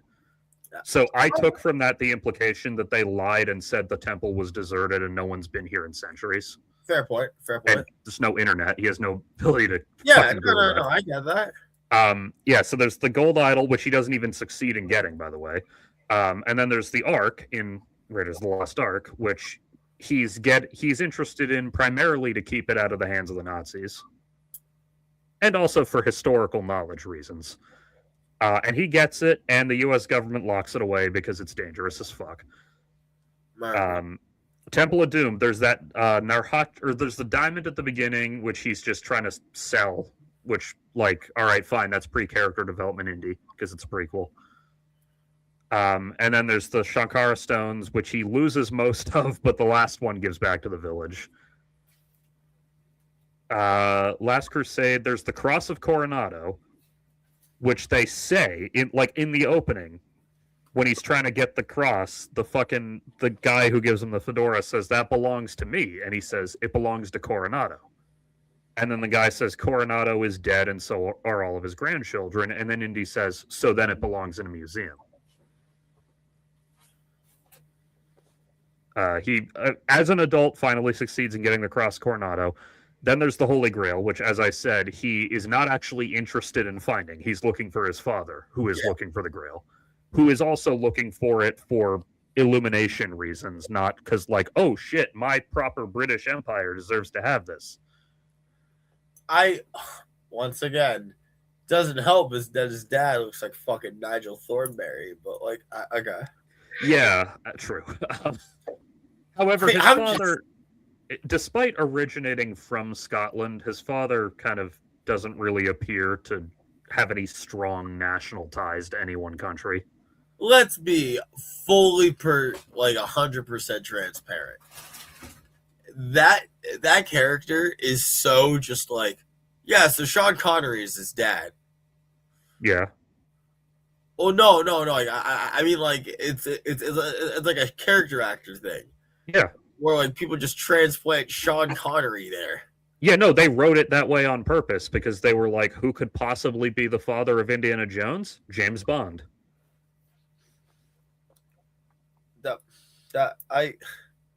No, that was very intentional stunt casting. Yeah. No, I know. I just how is that supposed to make me more morally trusting of a dude than to make his dad the most prolific like sex pest ever? Okay, well, in 1987, they weren't thinking of James Bond as a sex pest. Maybe they should have been, but they weren't. A lot of people were, but fair enough. Yeah, so the Holy Grail, which they don't succeed in getting, by the way, the real treasure is what they learn about each other along the way. Crystal Skull doesn't really have an opening treasure; it just has the skull itself. Which, again, like, say what you will about Indiana Jones. Isn't there other treasure there? They just don't grab it. Well, yeah, there's like the pile of gold and jewels and shit, but those are just like normal gold and jewels. What is that? What do you mean normal gold? Yeah, like there's nothing mystical about them. They're just other gold and jewels that this alien society had collected over the centuries. Or that ancient people had brought to them. Well, yeah, collected consensually, it seems. Consensually with interesting words. Yeah, the implication is that it was given over voluntarily as artifacts from our culture. Because it's not all gold and jewels. There's also, like, normal artifacts there, too. Just anything that was deemed significant. It's also implied we did sacrifices for them. Yeah, kind of. It's implied that the natives believed them to be one of the gods they were making sacrifices for, yes.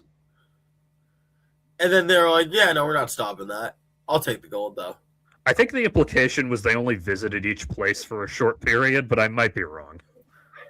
Maybe. It's also possible they didn't start doing the sacrifices till after they left, and they were like, wait, if we kill people, will you come back?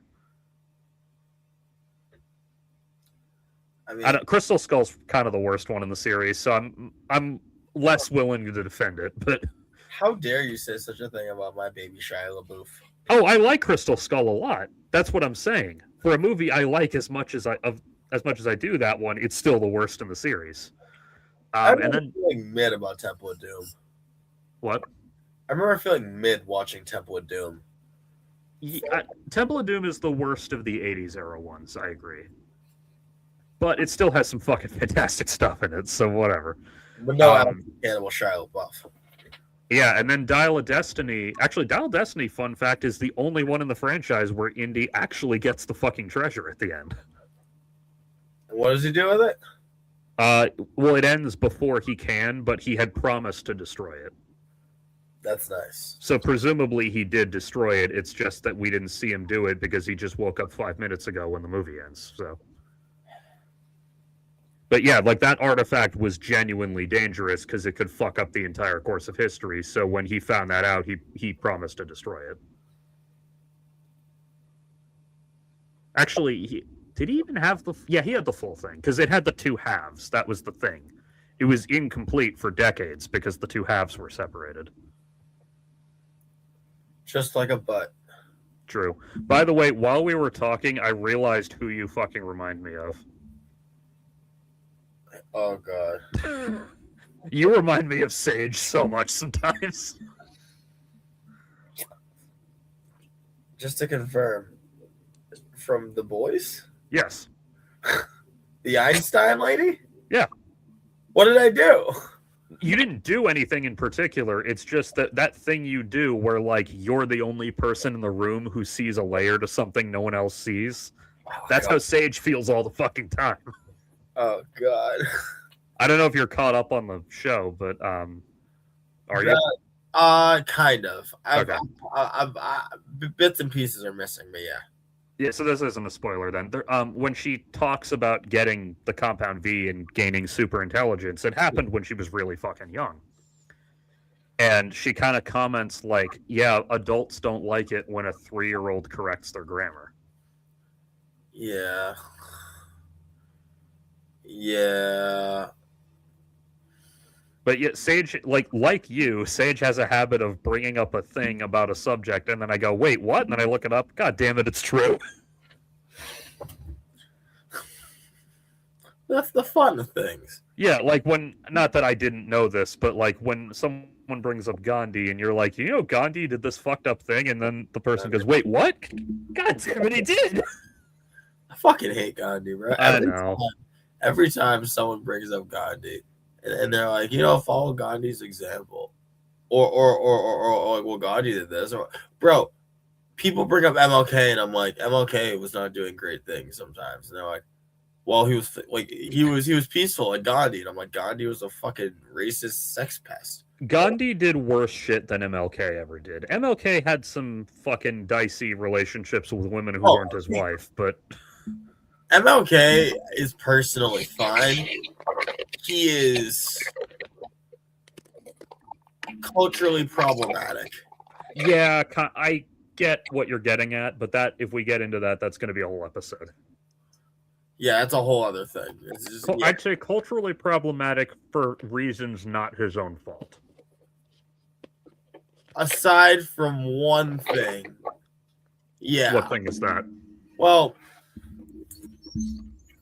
when a bunch of groups decide to plan a march to Washington, D.C., and you and a bunch of other black religious leaders decide to get together and co-opt the entire march, essentially turning it into a giant parade and ruining what might have been a more productive operation.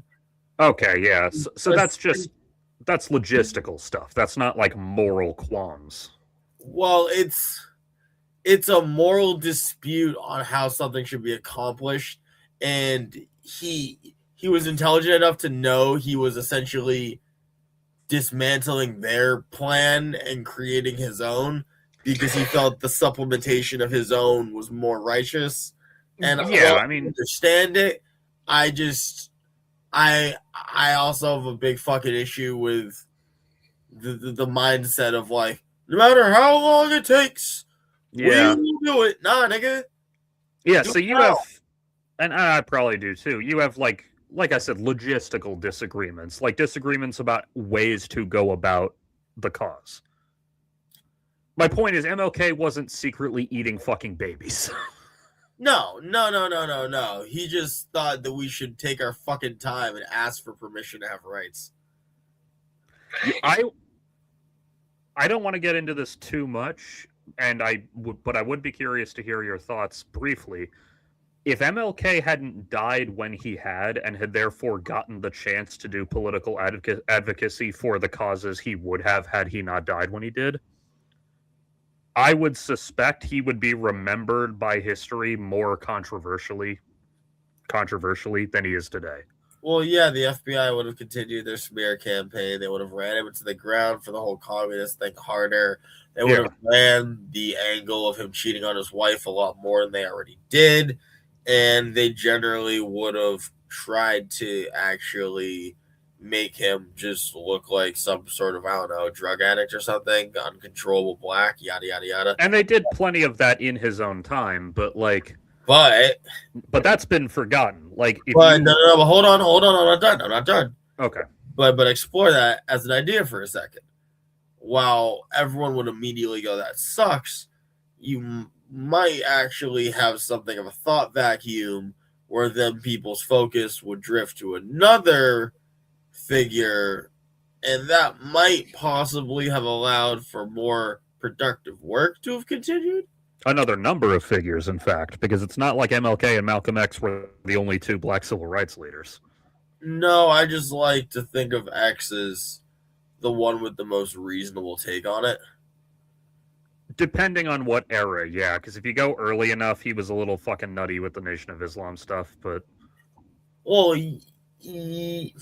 yes. I'm not saying I don't understand why he arrived there, I'm just saying. I mean, it's... Listen, we can talk shit about specifically Elijah Muhammad, but the Nation of Islam is dope as fuck. Are you sure you're not thinking of a different group than I am? I'm thinking of the same group. It's mostly the problems of a corrupt leader.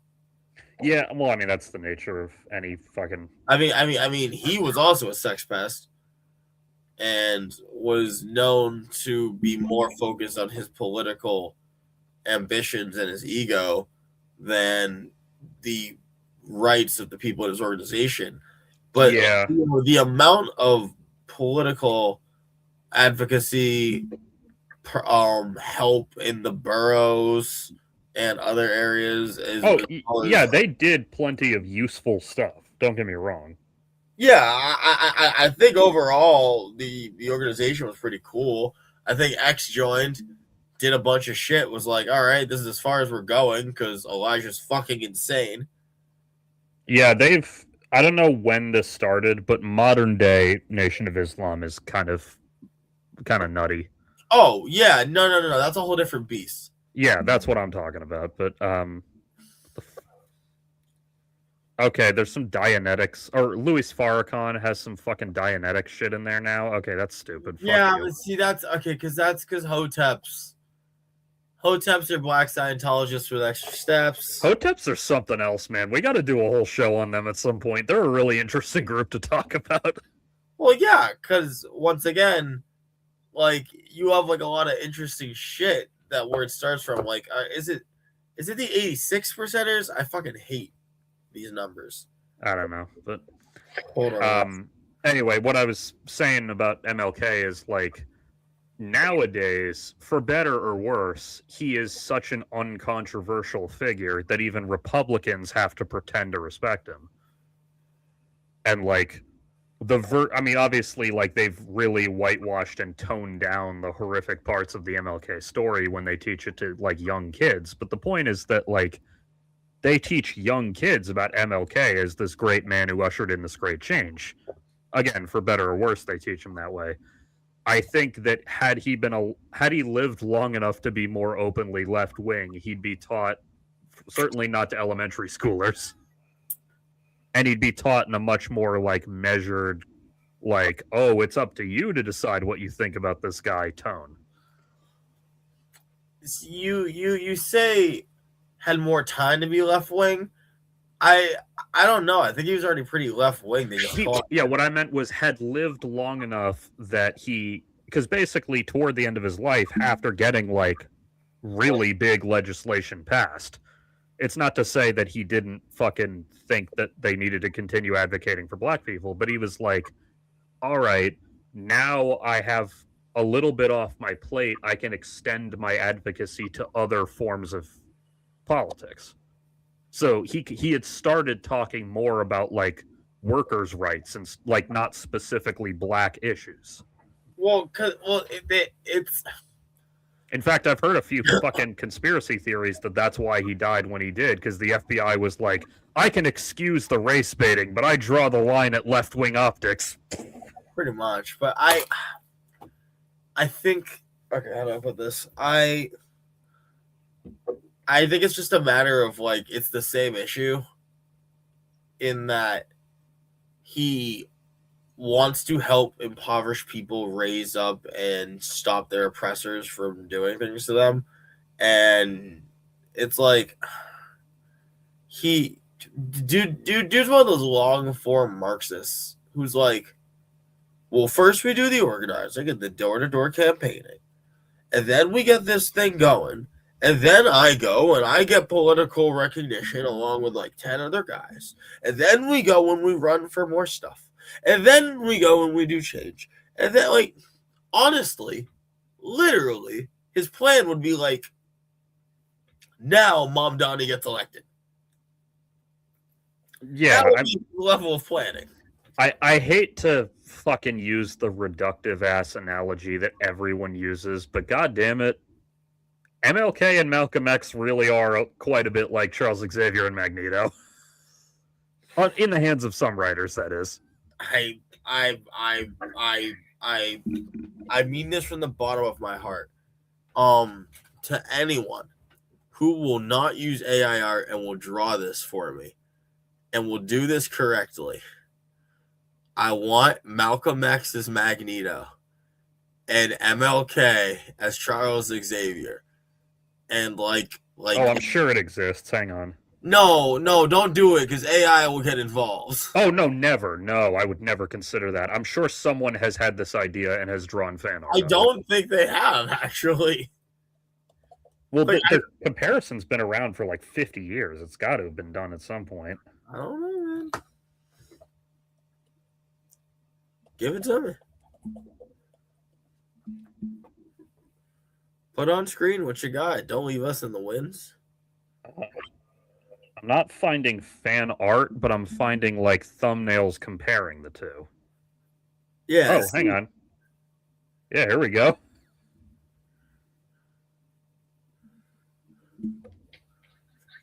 So that's wrong, though. Why? Can I have you zoom in on Charles Xavier? You're not going to go in for... There we go. Like, I don't know. He's just sitting there. Yeah. I need, like, one of the ones where he's, like, really struggling with, like, a face thing. Yeah, I'll look and see what else we got. Is there any other fan art? I guess not. And as always, Magneto was right. Yeah. Well, I do have to put an asterisk on that, depending on the writer, because some writers completely fuck him up and turn him into a genocidal lunatic. But yeah, when he's written by someone who doesn't suck ass, Magneto is right. Like, let me put it this way. With that asterisk, it's like saying Superman is awesome because like, occasionally some guy fucks it up. Yeah, well, exactly. Like, the problem with Magneto is that some guy who fucked it up, instead of doing it in a one-off random issue, did it in the X-Men movies from the 2000s. Yeah, but like, I love Ian McKellen in that role. Like, he played that role masterfully, but they did not always write Magneto the way they should. Didn't they put him in like a Silence of the Lambs box? Yeah, at the end of the first, into the second, he's in a plastic prison. That's fun. Yeah. Do you remember how he escapes, by the way? Doesn't he fuck with a coin?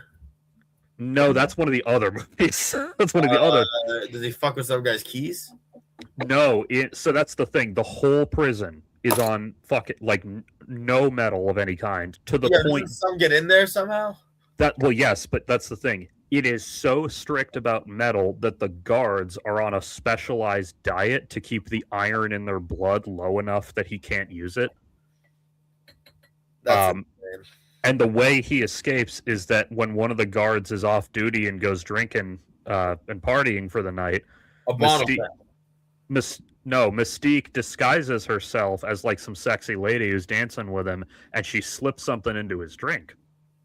And then he kind of just wakes up the next morning and he's like, damn, I had a lot to drink last night, whatever. And he goes to work and he's like bringing Magneto breakfast, and Magneto just looks up and he goes, is that iron I sense in your blood? And then rips the iron out of his fucking blood and forms it into a little ball that he then uses to shred the plastic prison. I did not remember this. It's Bryan Singer is a fucking monster, but god damn it, those first two X-Men movies he made are great. That's fucking insanely great, dude. Yeah, unfortunately, they're also Wolverine movies featuring the X-Men, and that part sucks, but he nailed some parts of them. They really are Wolverine featuring the X-Men. Fucking yeah. Yeah, my favorite in the whole franchise is X-Men First Class, for many reasons, but one of them is that it's not the only one, but at that point, the only one that wasn't heavily focused on Wolverine. What's the one where they walk in and he goes, nope? That's First Class. Yeah, they invite him to join. And he's like, "Go fuck yourself," and they just walk away. Yeah, that was great. Just because, like, I'm tired of hearing fucking Bub 20 times, dude. Well, I don't mind Wolverine there. It's just he has to be one of the characters. I mind Wolverine when he's too fucking cool. Yeah, like X-Men 97 has plenty of Wolverine, but he's one of many characters, so it's not annoying. Every character in 97 gets a character arc to some extent. I feel like Wolverine just needs his cringe costume, so I don't fucking like judge him as much for being like Playboy. That's actually a thing. I think in one of the comics he explains that part of why he wears that ridiculous outfit is because it draws enemy fire towards him who can take it again and away from the kids on the team who can't. He's a tank. Yeah. Like you played video games, he's like a literal tank. Yeah, that's also sometimes the explanation for why Robin wears bright colors when Batman doesn't, is that Robin is like the distraction and then Batman swoops in and fucks with them. Which is fucked, but... Well, that's more of a fan theory than it is canon. Like, Jason Todd says that in the Titans show as, like, sort of a joke. See, I like to really just think that Lego Batman hit it on the head. Where, like, it's just the Jamaican Batman costume. That is great, but the usual answer, like the actual answer, is that the red, green, and yellow were the colors of the flying Graysons in the circus. So he incorporated them into his Robin costume in tribute to them. Robin, dog, Dick Grayson, like, poor fucking guy. Well, a lot of versions of this emphasize this. Bruce was very determined that Dick would not turn out as poorly adjusted as he did. Well, there's one of my favorite DC scenes to ever exist in all of history. The Young Justice one? Yeah. Yep. Goddamn Diana. How dare you say that? Where she's like, you've been raising a kid this whole time to be a superhero. You always wanted one to be just like you. Batman's like, I did it so he wouldn't be like me. Yeah. Because you see, like, Nightwing obviously has his issues, but, like, Nightwing is a relatively well-adjusted adult. He has, like, friends and a job and a girlfriend and stuff. Bro, I DC, please give me a fucking Nightwing run, and I will make you guys understand what you could do. Well, there's been a million Nightwing runs. The question is, are they good? And the answer is, I don't know, because I haven't read them. Well, no, but I want one because I want them to do fucking a story that we joke around a lot, but I want this to be a real story. The contingency. Oh, yeah, that Nightwing is the Batman contingency? I want Batman to have gone and killed every fucking member of the League Every single one. I want him to have gone off the fucking rails, to have ruined everything. And I want Nightwing not just be like, oh, God fucking damn it.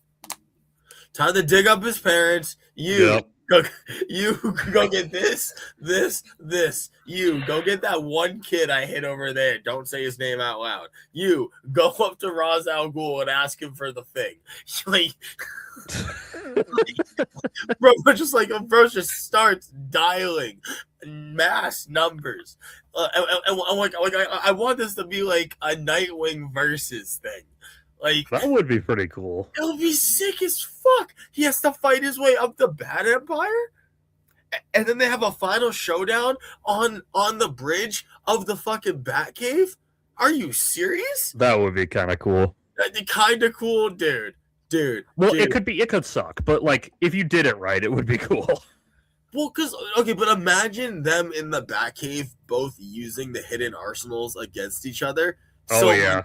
So one tries like doing like a swing attack or something. One has like, oh, activate the bat gun. Robin's like, that's funny. Let me launch your own jet at you. Like, yeah. Like, there's so much possibility. DC, give me a fucking run. Give me a run. We got a little tiny taste of that in the season 1 finale of Young Justice because Batman is being mind controlled and Robin has to actually fight him. So we got a tiny taste of it. Well, but that taste is what really set me off, where I was like, there is so much work here that we're not touching, which is what happens when Dick Grayson is like, that's it. Bruce is off the board. Speaking of, by the way, the new Lego Batman is fucking amazing. How amazing is it? This isn't about quality, but it's something that caught my eye. Since the first Lego Star Wars game in 2005, this might be the one that's the most different from that formula. So, I'm getting my gaming PC soon. Nice. Which means I'll be able to play. Nice. Yeah, it was really great. Honestly, like, this is the best thing with Lego Batman. If you modified the story of this game just a tiny bit to like tonally adjust it, it would work as just a Batman story. I mean, shouldn't all Lego stories work that way? Well, yeah. A lot of them don't, but they should, yeah. Fair enough. But, like, I mean, obviously there's more jokes in this because it's Lego Batman. But, like, yeah, if you just strip the jokes out, and it would work as a drama. It wouldn't be, like, the best Batman story ever written, but it would work. Like, it has a solid handling on how every character talks. Like, yeah, when Catwoman talks, that's how Catwoman should talk. I think Lego Batman has the best understanding of Batman ever. Jokes included. Arguably, yes. No, do you understand how happy in my soul I felt when I was watching that movie? And they're like, bat shark repellent? And I was like... You get to use that in the game at one point. Bro, because there's some things in this world that are just great. Also, among the many, many, many alternate Batman costumes you can wear is the one from the Lego Batman movie. Which one? Like the main one. The black one with the built, like the brick belt and all that.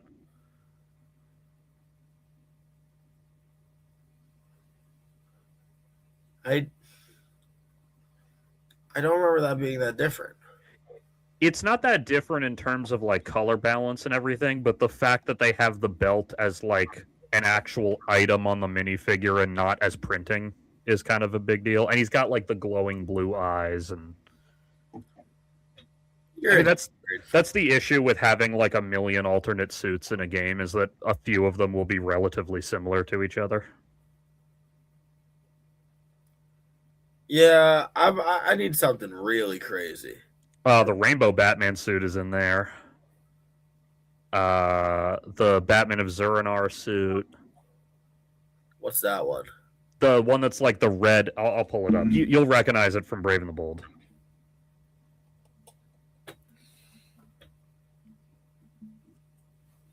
By the way, since it's Pride Month. But since it's Pride Month, when I finished the game yesterday, I made sure to do it wearing the fucking Rainbow Bat suit. I was gonna say, since it's Pride Month, where's the pink kryptonite? I think that was only from one story whose canon status was debatable, so Yeah. So uh, I can, can I make this fucking image bigger, please? when we make infinite multiverses, and we've already had that in a comic, it's definitely a thing. Okay, I can't make this fucking bigger, but this one. Oh yeah. Yeah, although it's the Grant Morrison one, so it's like a little more hand stitched and everything, but the color scheme is basically the same. Can I have you pull up the pink kryptonite for me? Yes. The pink kryptonite for the people, because they might not know. Do you want to tell them, or should I? So in one of the Superman stories that was it's like tongue in cheek, it's a joke that this happened. So its canon status is debatable. But it happened, folks. A bit doesn't invalidate it. So in the old Silver Age comics, and every now and then still today, they had like a bunch of different color kryptonites that did different shit to Superman. Like red would make him an asshole. Gold would take his powers permanently. Blue would boost his powers. You know, that kind of crazy shit. So one of them, I guess, in a joke story was pink kryptonite, which turns him gay.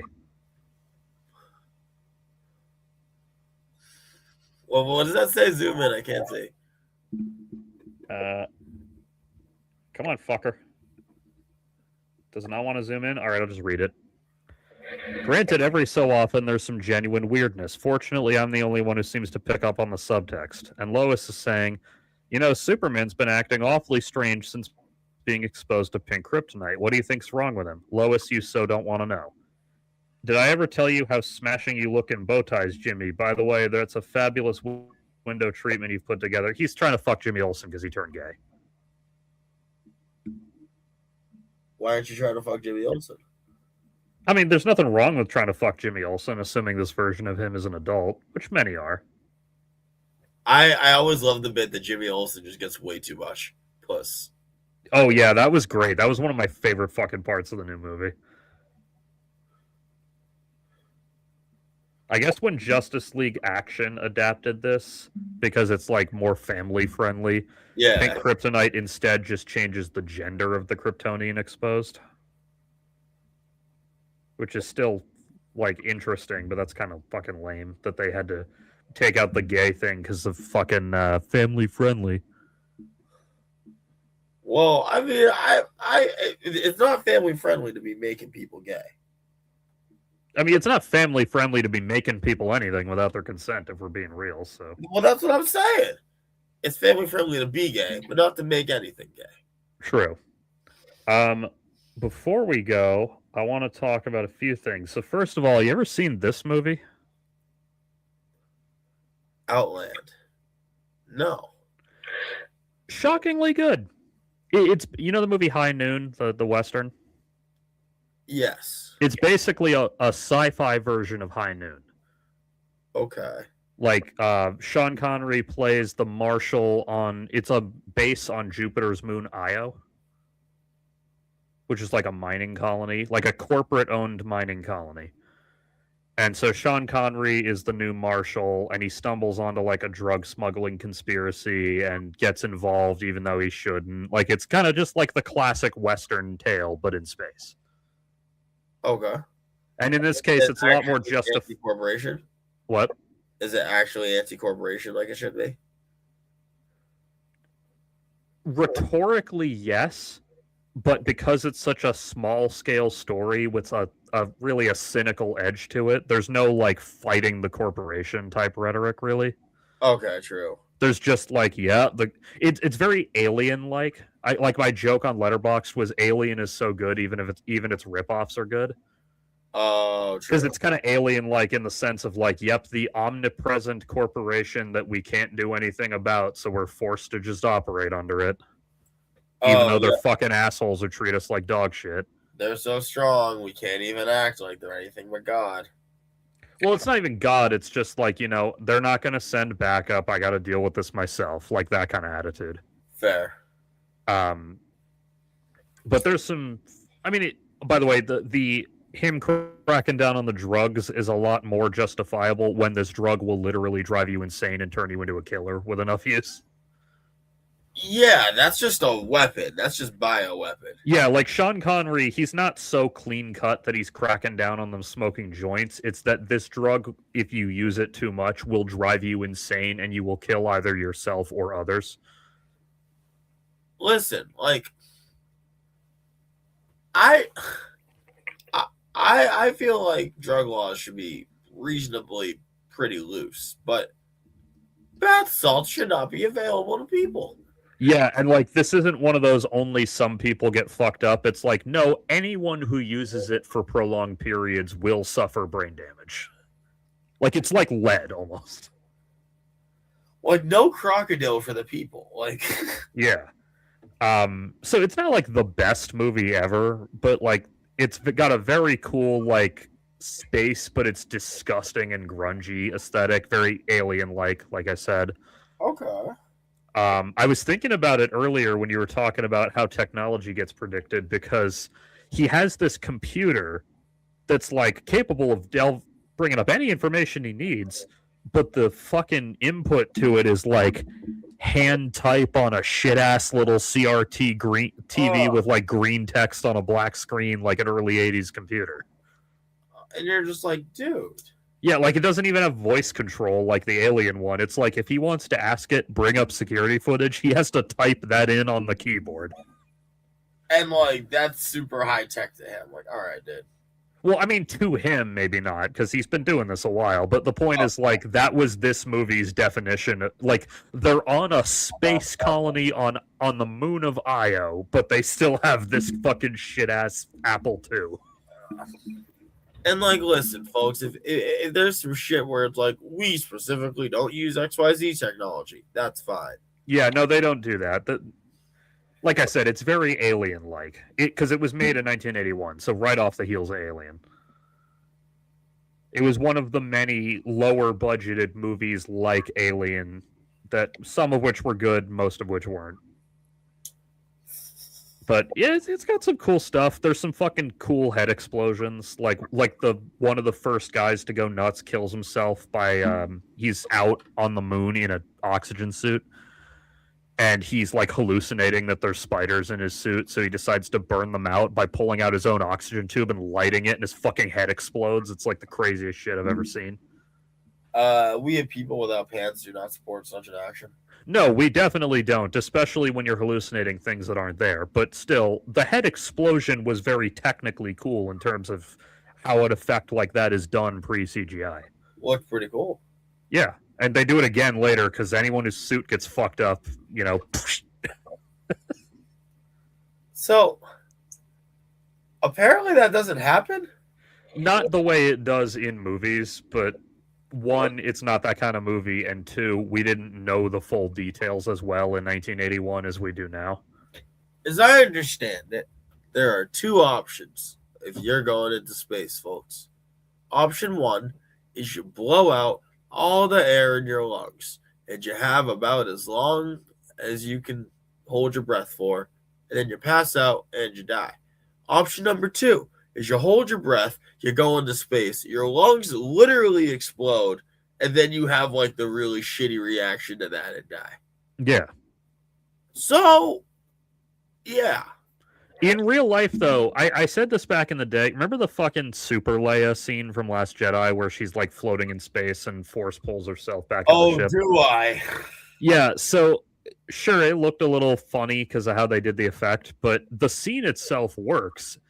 And one of the comments I made was like, do remember, first of all, in Star Wars, we've seen people survive vacuum exposure before, so just fucking get on board with that. But also, even in real life, the human body can survive up to like several minutes of exposure to vacuum. Okay. With proper medical treatment, of course. It's my issue with that scene is not the science of it. My issue with that scene is you're having someone who like is relatively compared to what we know as the fighters, not very physically trained. Well, that's the thing. That was him planting a seed for them to pick I know. up later. Oh shit! How does Leia know how to do that? Yeah, but okay, but you're not. But hold on, but you're missing my point. Okay. I'm gonna go out on a limb here and say that if there's a physical force ability that Leia is doing, it's not like a god tier thing that no one else can do. Cause like, Well, yeah, but all she did was pull herself through a zero G environment 20 feet into the ship. Like, that's now, not that crazy. Well, okay. Now, let me just introduce something to you. Let me do that with a helmet and a lightsaber, and reintroduce why any of your space stations are important to me. Yeah, I know. Well, I'm just show me any stationary object in space. Give me a lightsaber, and just explain to me at all how I am not ruining everything. Well, actually, fun fact regarding that subject. Do you know who came up with the idea that Darth Vader wears a mask and helmet? Because it was not George Lucas. James Earl Jones. Nope. It was before he was cast. Jean-Claude Van Damme. Not that I know of. No, it was Ralph McQuarrie, who was the concept artist for Star Wars. I'm sure you've seen his art before. Yes. Like he basically created the visual language of Star Wars, and his art was instrumental in getting 20th Century Fox to fucking fund that movie, by the way. But what was he? While he was working on the concept art, he said to George Lucas, if Darth Vader in this scene is supposed to have just boarded from another ship, shouldn't he be wearing a breathing apparatus of some kind? Because the script just didn't specify what he was wearing, really. Yeah. And Lucas was like, you're kind of onto something. Let me see what you got for what that breathing apparatus could look like. And he came up with this image, probably the most famous Star Wars concept art image. And this fucking visual was so iconic that they put it in every scene, not just this one. Also, fun fact, that song wasn't in the original Star Wars. It didn't show up till Empire. You and your autistic Star Wars. Well, actually, that's a really well-known thing about Star Wars, if we're being real. So when you say really well-known, that's like anyone who gives a shit at all about the franchise probably knows that. That's like me saying a really well-known thing about Beatles. Well, yeah, but that's the thing. Like, if you went to a place where everyone had even a passing knowledge of Beatles, they'd all know that.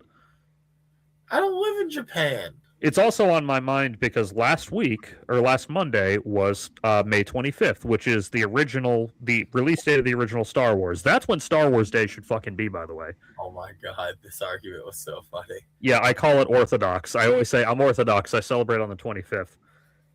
So I was like, what do I do? Because I always want to do something related to Star Wars on Star Wars Day, even if it's just watch one episode of whatever show is on, or build a Lego set, or play a little bit of Battlefront. So this year, I was thinking about what to do, and I realized it's actually been a really long time since I watched the original trilogy, because I've seen them so many times, I can basically just play the whole movie in my fucking head. Like, the last time I actually sat down and watched A New Hope was probably like 11 years ago. What if you hired some hookers to reenact it instead? I wish. I actually, not a hooker, but a friend of mine who had never seen Star Wars, I actually did show her this movie, and I think that was the last time I watched it before, which was like 11 years ago. So I decided I'm going to get really fucking stoned, and I'm going to watch the original trilogy. Oh, okay. I did it one at a time over the course of 3 nights, so my mind could really breathe. Shockingly good movies, even when judged objectively. Like, because I was trying to pretend no other Star Wars. Judge these objectively. Saying you can judge them objectively is not objective. That's true, but not objective. I was watching, trying to pretend that I didn't know any Star Wars lore, and that like there was nothing set before this that cleared shit up. I don't know, man. If we're gonna play that game, there's a couple things in the road. It's obviously impossible to actually do it, but I'm going Catholic with it. It's an ideal I will forever strive towards. And like And like Catholics, you should feel very guilty over it. But I do. I feel guilty about being a Star Wars fan. Don't worry, because some of us are fucking insufferable. I mean, the aunt and uncle thing is not played the best. I'm not saying it's a perfect movie. Oh, wait. What do you mean by not played the best? Like, I find it simultaneously something that's supposed to matter and doesn't matter. It's symbolic of Luke's old life is gone. But it doesn't seem like that mattered in the first place. Well, I mean, he wanted to leave his old life behind, but he didn't want to never come back. He just wanted to go off and have his own adventure. Now he has no choice. I'll be real with you. When like there's a character in his little hero's journey thing, and it's like, I want to go and have adventures and never. I don't exactly care about what you want, but just go on an adventure. Well, that's what he was trying to do. Well, something the movie doesn't make explicit, but is there in the subtext, is that he has no fucking money. No what?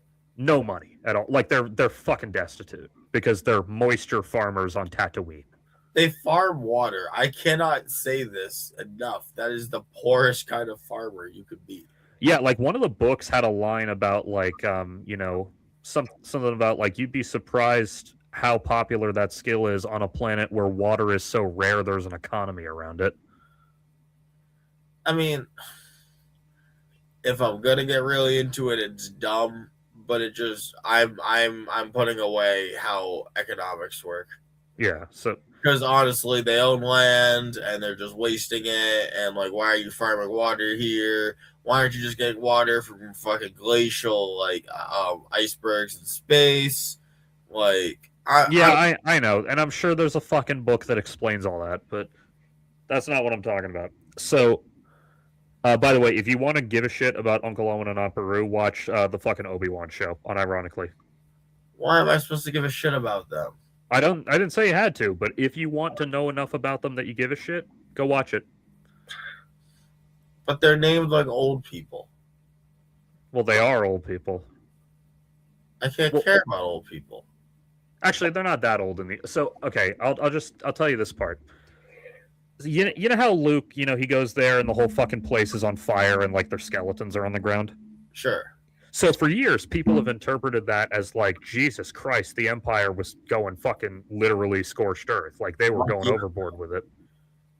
In the Obi-Wan show, when Owen and Beru find out that an Inquisitor, meaning a dark Jedi essentially, is coming for Luke, little like 9-year-old Luke Skywalker, or I guess 10-year-old Luke Skywalker, they fucking gear up. They whip out the guns they have hidden because they've been prepared for this day.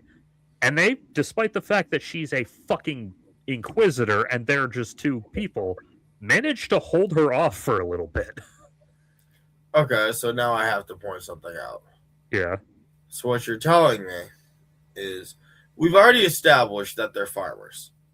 I'm going to throw out here once again that considering all the ways you can get water, you're kind of fucking stupid for using your land to farm moisture. So I'm just going to throw out here they are ignorant farmers. Now I'm going to throw out here. So they're ignorant farmers with a bunch of guns scattered all around here who are protecting this one. More like a couple guns, like 2 or 3, but yeah. With guns hidden around to protect this magical savior boy. So these are rednecks with Jesus. That's the thing. They don't know Luke's significance, really. But they're okay, so they're just space rednecks, regardless. Yeah, that's something that people have kind of discussed for years. The Obi-Wan show makes clear. Owen and Beru do not know that Anakin is Darth Vader. I mean, didn't no one know? Yes, but that's because like there's a line in A New Hope where she says, Luke has too much of his father in him, Owen, and Owen goes, "That's what I'm afraid of." A lot of people have interpreted that as like, oh shit, he's afraid of Luke turning to the dark side. No, he just means he's afraid of Luke running off and getting killed in an adventure. Because that's what he thinks happened to Anakin. He thinks I just thought it meant being a bitch. What? I just thought it meant being like an over abrasive bitch who's always trying to do your fucking way. No. And that's kind of the thing. Owen kind of allows Luke to think that about him because he doesn't want to burden Luke with the truth of like there's some No, really bad no, shit. no, no. I'm saying that's what Anakin did. And Anakin was just an over abrasive bitch who whined when he couldn't get his own way. Yes, yeah, kind of. At least from Owen's perspective, that's what it was. But that's not really the point. The point is that whatever fucking tenuous relationship he had with Anakin, Luke is his nephew, has been placed under his care, and there is nothing he will not do to protect that boy. Where's the relation again? Anakin was Owen's stepbrother. So really, he's not doing it for Anakin. He's doing it for Shmi, whom he did know personally and presumably loved. Which is Anakin's slave mom? Yeah. So Owen was a slave? No. What happened was, so Anakin left in Phantom Menace. Shmi stayed in slavery. Wild. Sorry, go on. Yeah. Which one of the books actually did establish that only a few years later, the second she had the ability, Padme sent people to Tatooine to free Shmi. I don't go fuck. I'm just taking her off. No, but that's hang on. When Padme's people showed up, she was gone and they couldn't find her. That's why they couldn't free her. The reason why she was gone is because a few years after Anakin left, Klieg Lars, Owen Lars' father, who makes an appearance in Attack of the Clones, came into town doing some business, and he met Shmi, and they fell in love. Bro, saying these names together just sounds like fucking nonsense.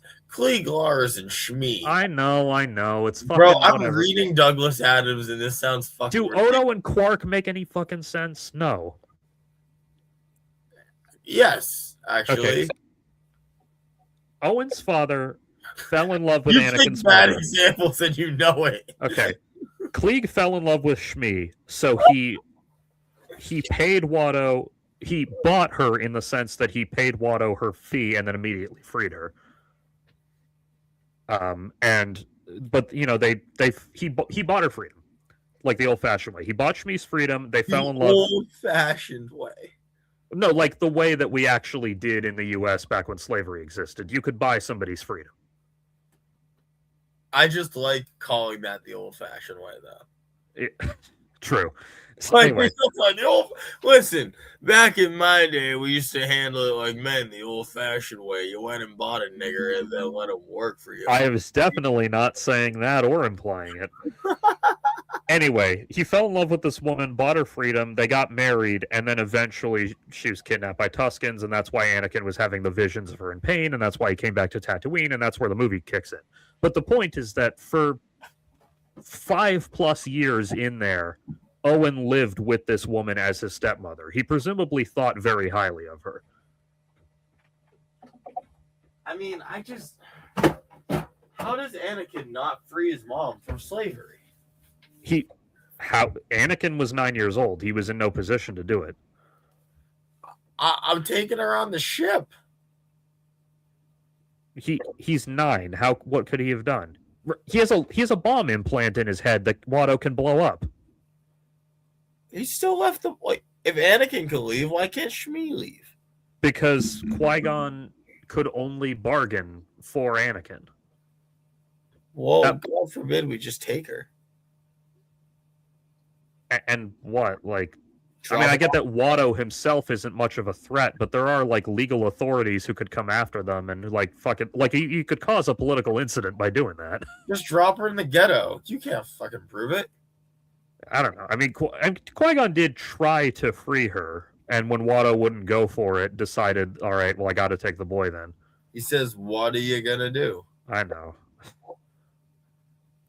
So anyway, my point about all that is that Owen Lars presumably cares for Luke, even if he doesn't give a shit about Anakin. He cares for Luke because she's the only, as far as he knows, living relative of this woman who was his surrogate mother. Oh, that's and they're like, so in the scene where the Inquisitor lady's attacking them, obviously they can't hold her off for too long because she's an Inquisitor and they're two farmers with one gun apiece. 2 farmers, 1 gun. One gun apiece. So she think at one point says to Owen, like, interesting, you care for the boy as if he's your own. And Owen just says, he is my own. It's a great fucking line. I don't know. Joel Edgerton's a good actor. I get why. What? I said he is my own. Yeah, haha. Fuck you. Fuck you for noticing that when I didn't. So anyway, like, Owen is terrified that this boy he has grown to love as his own child will grow up to follow in his father's footsteps, which to him means go off on an insane adventure and get killed. Yep, he's gonna be just Luke's father. Like, another thing in the Obi-Wan show, he has a lot of resentment towards Obi-Wan because he blames Obi-Wan for Anakin's death. Because he's like, well, he's like, you were his friend, his mentor. You should have been there for him. And Obi-Wan is like, yeah, you're right. Yeah, no, he literally, that's what he says. Yes, he has nightmares about Anakin, like, every night. Yeah, good. You should be tortured more. Yeah. Anyway, so fucking the uncle. I remember why I was telling this whole story. So, with the revelation that Owen and Beru were so dedicated to protecting Luke that they had a couple guns stashed to fight an Inquisitor, a lot of people thought back on their flaming skeletons and flaming homestead in A New Hope and thought, hang on a minute, what if that wasn't scorched earth? What if that's the amount of force it took to take them down? Wait, so you're telling me that the first pitch was not that they fought back? Well, I mean, maybe they fought back, maybe they didn't, but my like, a lot of people, because, like, they're just 2 farmers, why would they need to break out a flamethrower? But now people are thinking, like, maybe those 2 farmers killed, like, a whole squad of troops on their own before the flamethrowers got deployed. I just hate to be that guy, but, like, you ever tried taking people off their land? Sovereign citizens and guns require whole SWAT teams. Yeah, kind of. I mean, like I said, the movie doesn't give any indication of how much they fought back, just that the Empire deemed it worthy of whipping out a flamethrower. But the Empire could do that over anything to just send a message if they want. I mean, okay, and also I hate to be that guy. I would have to ask, we're supposed to assume it can't be space laser. No, I mean, it could have been. It doesn't have to literally be a flamethrower, but all the damage was consistent with regular old fire. Okay. And the Empire does have flamethrower guys, so, like, all right, well, they just brought one of those guys in. Like, no, you're right. I forgot they had flamethrower guys. Yeah, they show them in Force Awakens, though that's not the Empire. That's the First Order. See, it's like the Nazis. See, get it? See? They did actually, they put that in specifically to show, like, yeah, the Empire had these guys too, and that's why Luke's fucking homestead looked like it did. They were nodding at the discussion that had been going on for decades. Okay, I mean, like, I wouldn't have expected these farmers to go peacefully in the first place, but I guess I can see the idea. So anyway, so upon rewatching Star Wars with as objective a lens as I can possibly give it, I have a number of thoughts. First of all, the jizz? I did hear the jizz, or the jats as they call it now, because Obama took jizz away from us. Fucking Obama. You're never taking jizz from me. It's jizz. I remember when I told you that, man. I'm so glad we have that moment on video. Because, like, what? I think someone who, decades ago, who didn't know the term made that up.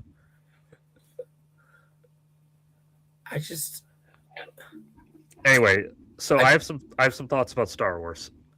First of all, there's one shot where I could tell that 3PO was only wearing the top half of the suit, and I'd never noticed that shot in the 4,000 previous times I watched this movie.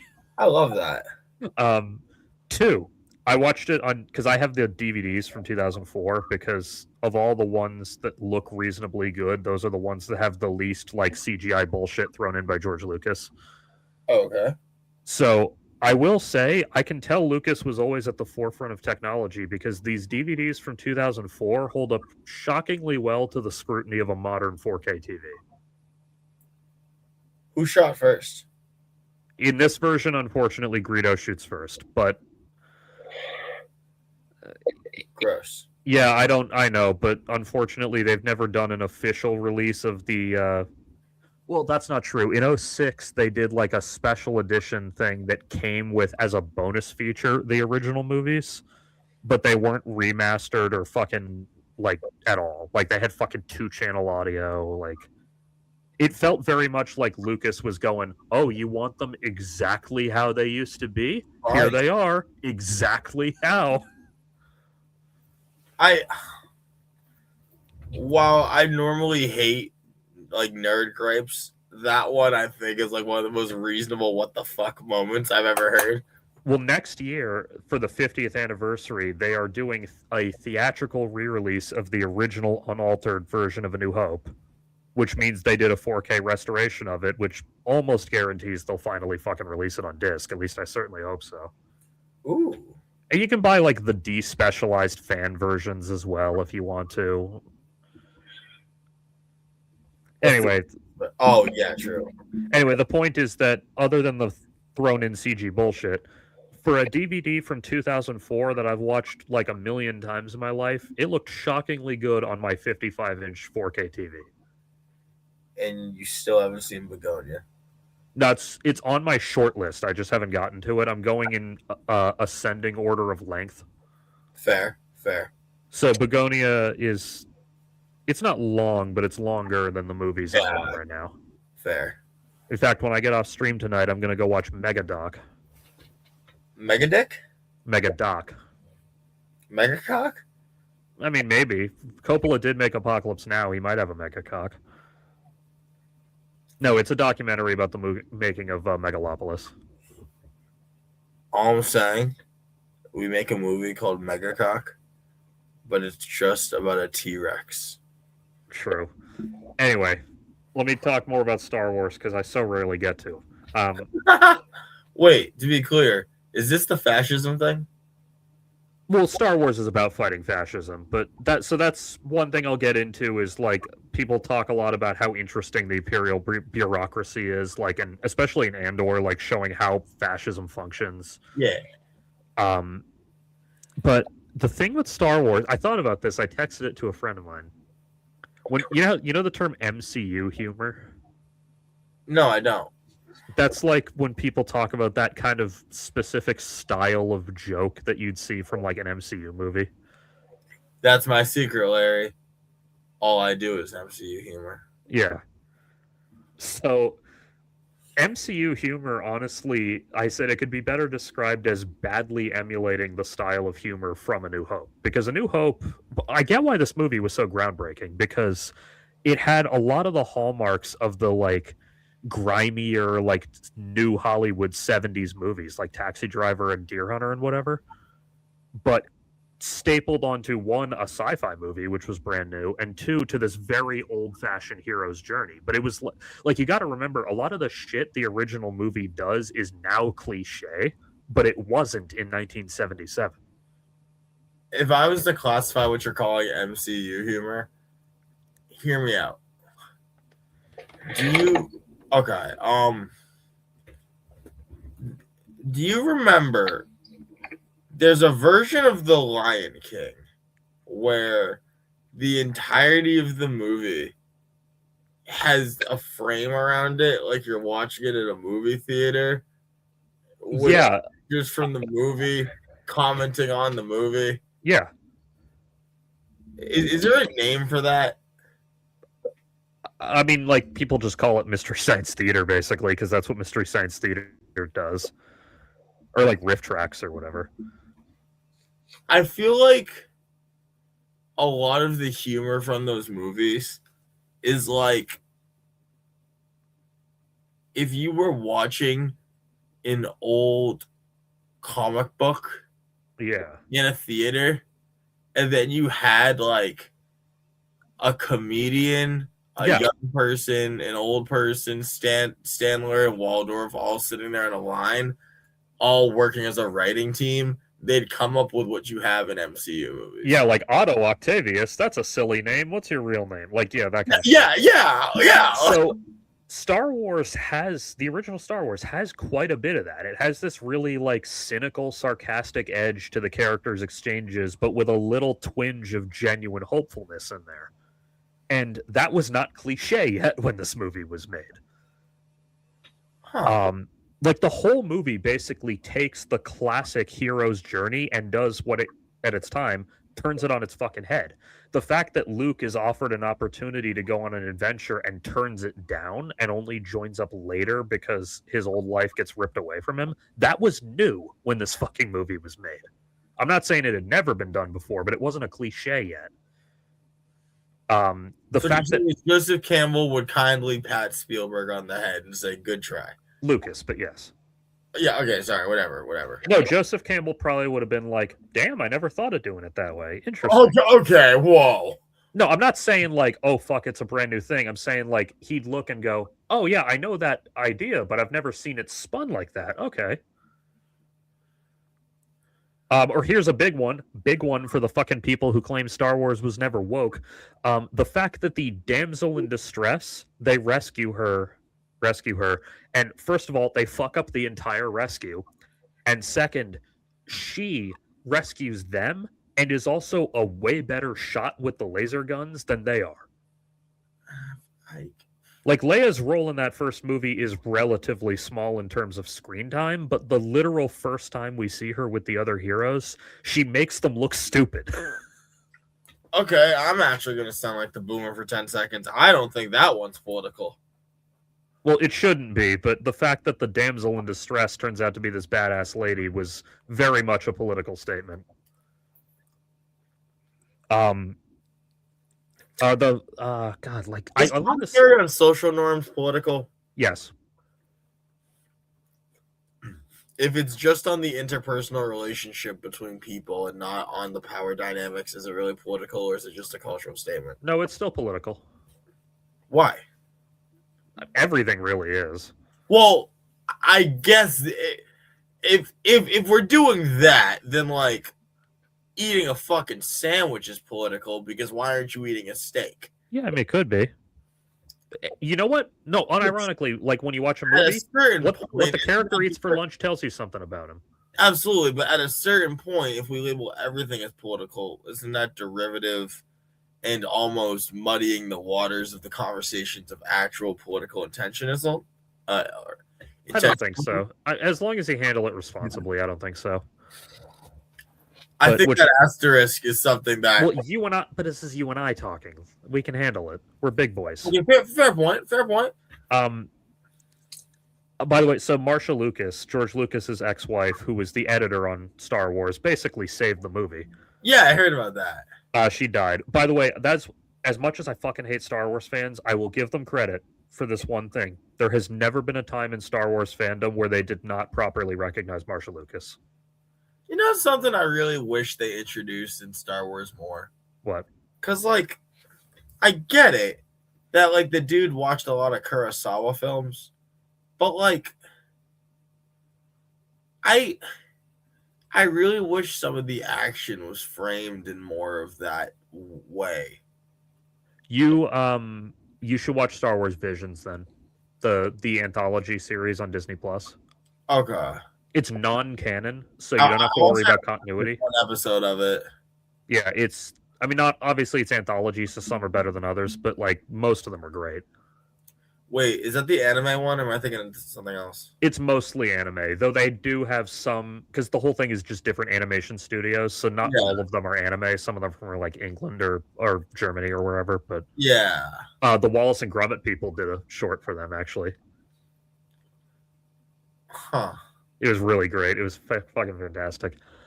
Like, I don't know. It's just like, okay. I'm just throwing out here. The lightsaber is not used in a way that makes sense for what the lightsaber is, and like, I know. No. Hold on. You don't. Hold on, because I'm not making the normal point I make. Okay.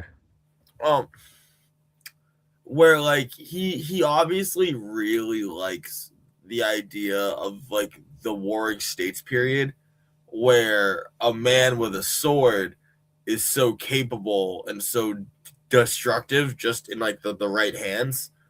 And yet I really feel like we don't get to we don't see these swords being as deadly as much as we see their users being deadly. And I feel like we kind of undermine the importance of the lightsaber a bit. You're kind of right, depending on the writer. Some Star Wars writers really do remember that, and some do not. I just think if we did it better, right? When you see Grievous show up and he has 6 of these bitches, you should shit your fucking pants. Yeah, true. Honestly, there's surprisingly little lightsaber action in all the original trilogy, but especially in New Hope. That's what I'm saying. No, that's exactly what I'm saying. Like I'm like I don't think I'm out of pocket on this.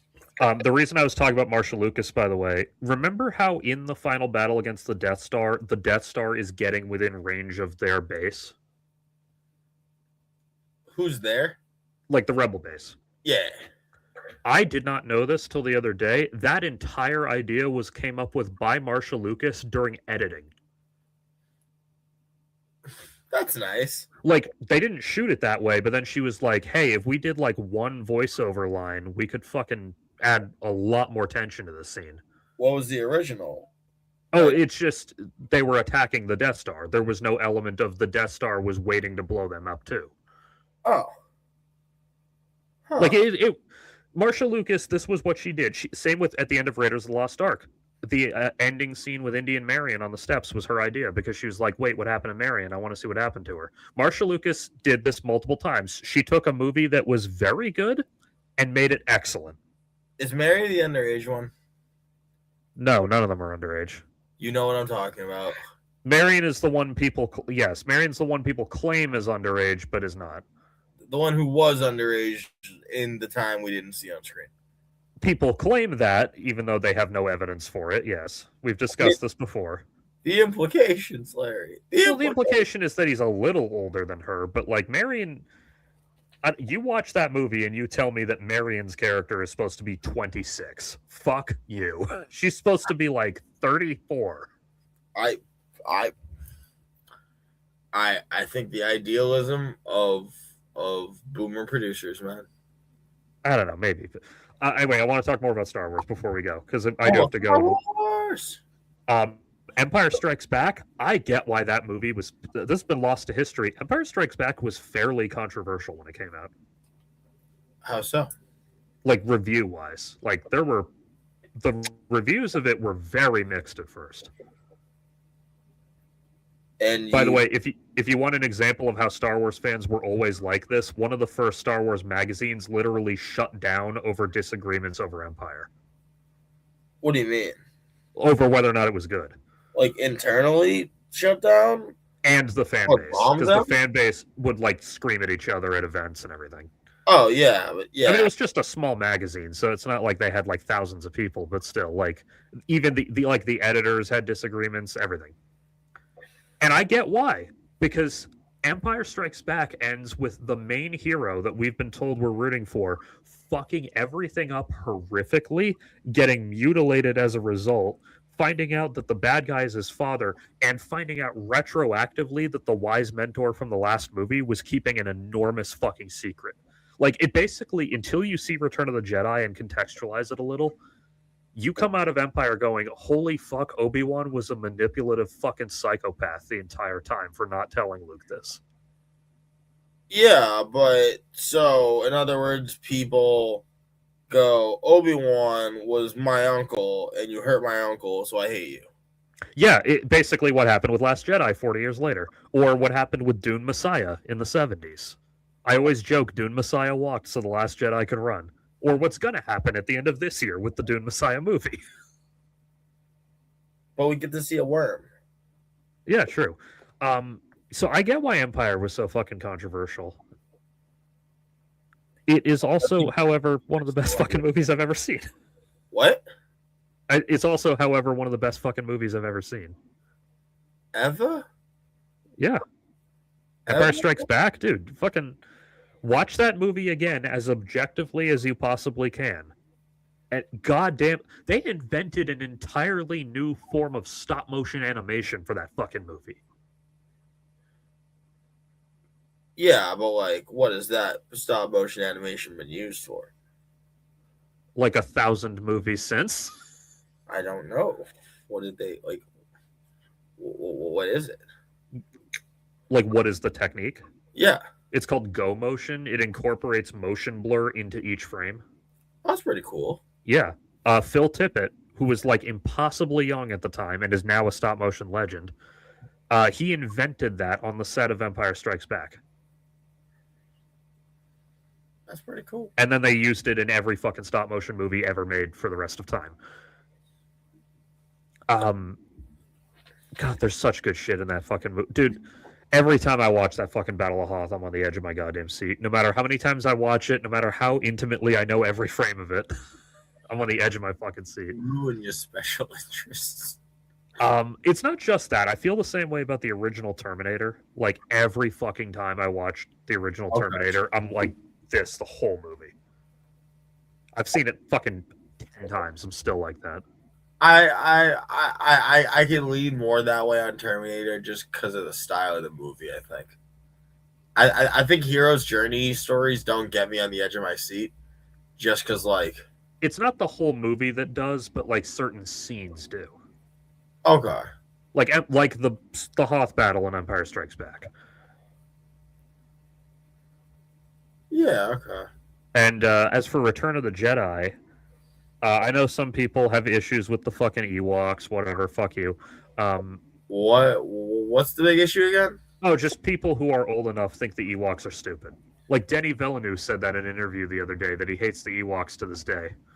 Well, you should hate the Ewoks, but not for the reason that you think. What reason do you think? I mean, you should hate the Ewoks because while I understand we're trying to make references to anti-imperialism, we're taking essentially Vietnamese human beings and simplifying them down into little monkey creatures and Okay, well, in the fucking woods. No, see, that's what I mean. It's not the reason that's on the cover, but there is something to be said here. you're not wrong about there being a possible interpretation of it that's problematic, except for one thing. Other than the jokes about space Vietnam, they don't bear any resemblance to the Vietnamese. I think their situation bears resemblance to the I guess, but like in terms of their tribal culture and everything, they bear more of a resemblance to like, Native American stereotypes. Sure. I mean, I say Vietnamese because that was on the cultural mindset at the time. Obviously, there's a bunch of other groups that apply. Yeah, no, I just meant like aesthetically, they look much more like cavemen than they do look like Vietnamese farmers. Sure, but also Tusken Raiders. That one is a little bit more on the nose. Yeah, no, like, yeah, no, my problem with the Ewoks isn't like the whole, oh, they're dumb, why are they here? It's just like, I get what you're trying to do, but you're a little close for comfort. So there are some criticisms of Return of the Jedi that I at least understand. Like the fact that it spends its first quarter on a storyline that has nothing to do with the rest of it. See, I find that interesting personally, but does it? Yeah, it spends the first like 30 minutes of the movie saving Han Solo, and then goes back into the main story. Well, yeah, but like they had to set up the scene for the Just Dance. I agree. I agree 100%. I like that about that movie. Some people don't. Some people accuse it of dragging in its second act. I don't really think so, because I find character stuff interesting, shocking. What was that other one I was thinking of? Because I hear a lot of people say that it's like it's got those issues and the Death Star's repetitive. Yeah, but that's what fascists do. They try the same stupid bullshit over and over again. I mean, yeah, yes and no. I mean, so whatever valid or invalid criticisms you can make of Return of the Jedi compared to Empire, especially, you can't argue that it is probably the best wrap-up to a film trilogy ever made. Like maybe Lord of the Rings competes. Well, but that's where I'm like, you are fucking. That's a hard fight. Lord of the Rings is a valid competitor, though. Keep in mind they came out 20 years later, so you got to think of it at the time. But like, I think of other fucking trilogies, and it's like, God, does Godfather 3 wrap up Godfather as well at all? Stop considering that a trilogy. The Godfather, the book, was made into the movies Godfather 1 and 2, and then after the fact, fucking Francis Coppola needed money, and so that he finally said yes to 3. I'm not considering that a trilogy. Fuck. So we don't really do trilogies anymore. Now what we do is like 5-season shows on Netflix. Like, I don't know. I'm just like, can you imagine a world where Stranger Things ended as well as Return of the Jedi did? I mean, we just like that third act of Return of the Jedi is one of the best finales in cinematic history. I don't know, guy. That's where I feel like the unbiasedness. No. I'm not talking as a Star Wars fan. I don't give a fuck about the nature of the Force or any of that bullshit. By the way, one thing I noticed I'd never thought of when I watched it: the Rebels win without Luke. Well, that's nice. Luke has nothing to do with that. The Chosen One hero's journey guy has nothing to do with their final victory. That is a downright intentional subversion, and I fucking love it. That is nice. So like, fuck all the lore, fuck the Death Star dark side bullshit. Here's why it's one of the best fucking finales of a film in history. Okay. Incredible visuals, especially for the era. Like, some of the best effects work I've ever seen takes place during that space battle. The lightsaber duel, impeccable choreography, the music, stunning, the cinematography across all three things, fucking masterful. The fact that it has 3 different battles going on simultaneously and is edited to make them cohesive. That is nice. I'm looking up trilogies because I'm like, I can't think of any trilogies. The acting performances from all the actors, but especially Ian McDiarmid and Mark Hamill, and if we're talking voice performance, James Earl Jones. I'm so fucking annoyed that the 2011 special edition added in Vader saying no before he kills Palpatine, because when you watch that scene, that's the primary reason I still keep the DVDs around, is that change. Because when you watch that scene with no over it, and it's just Vader silently contemplating what to do, it is, no matter how many times you've seen it, the most harrowing experience of your fucking life. Why? Because Luke is being basically tortured to death with Sith lightning and pleading for Vader's help, and Vader is sitting there pondering what to do, and when he finally makes the fucking choice, you will shit your pants. What about the Human Centipede trilogy? I have never seen those, and I never will. Really? The only kind of movie I won't watch is the type with a premise that just fucking disgusts me. Like, see, I was there at the right time where like first time Human Centipede was pitched, I was like, that's fucking insane. Let's watch it. Dude, I saw on my birthday, in fact, on my 17th birthday, so a few years after the fact, I saw the South Park episode parodying Human Centipede. Human Centipede. And I was traumatized for months. I bet you read those terms and conditions now, motherfucker. I did for like 2 years afterwards. No, but like from Googling the episode being like, what the fuck is this parodying? I found out about the movie, and I read the plot synopsis of the movie, and I was genuinely like fucking traumatized. I mean, it's an interesting movie. I'm sure the first one, I guess you could make that argument, but I've read what happens in the second and third, and I'm like, no, I don't want to see that. Okay, let me just say, the first one is an interesting movie, and the second one I need to just point out here, if I remember the order correctly, the second one's the black and white one. Yeah, that's the one where the first one is a movie within its universe. It's fire. I don't fucking care. I like that premise. Because I'm never going to watch that. Well, because the whole point is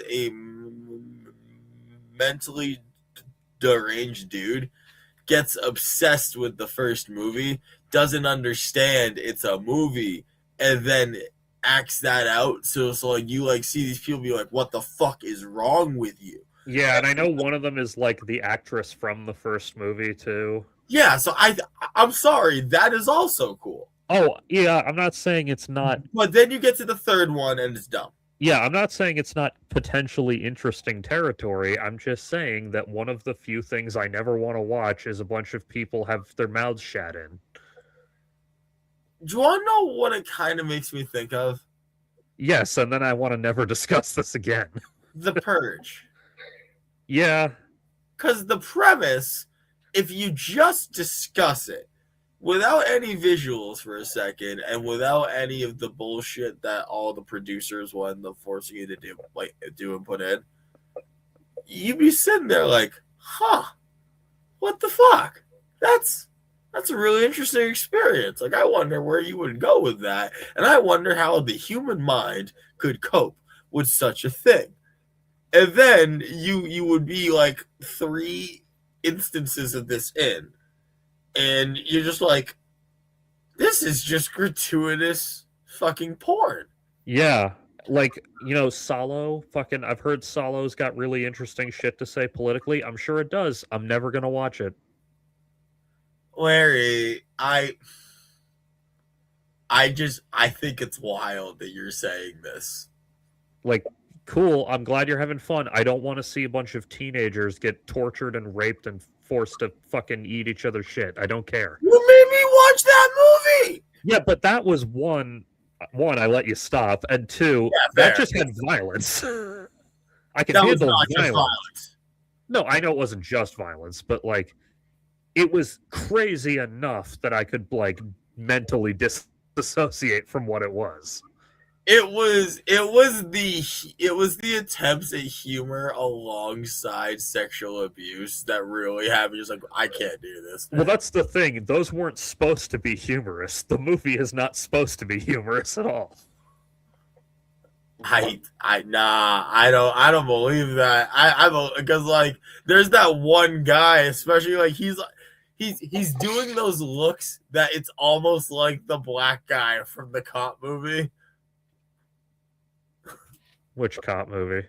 The black guy from Samurai Cop. Oh, How like yeah. Like how like he's like doing Jim from The Office before Jim from The Office is a thing where like he's definitely making stills for the camera and like you're like yeah, that was great.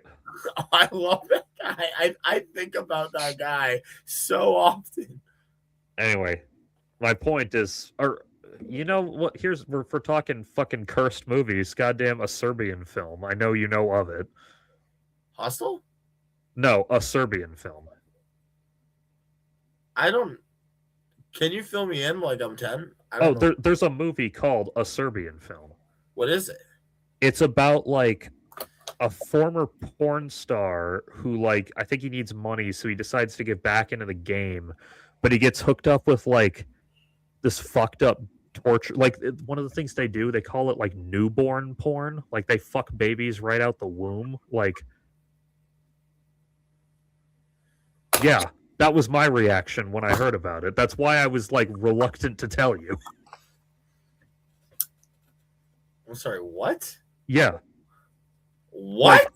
Like, as people say, like, oh, it's got this interesting shit to say about like exploitative culture and pornography. It's like, maybe, but it's a movie about fucking babies, so I don't want to watch it. What, the whole movie's about this? Well, not like the whole movie, but that's like one of the signature things that happens in it.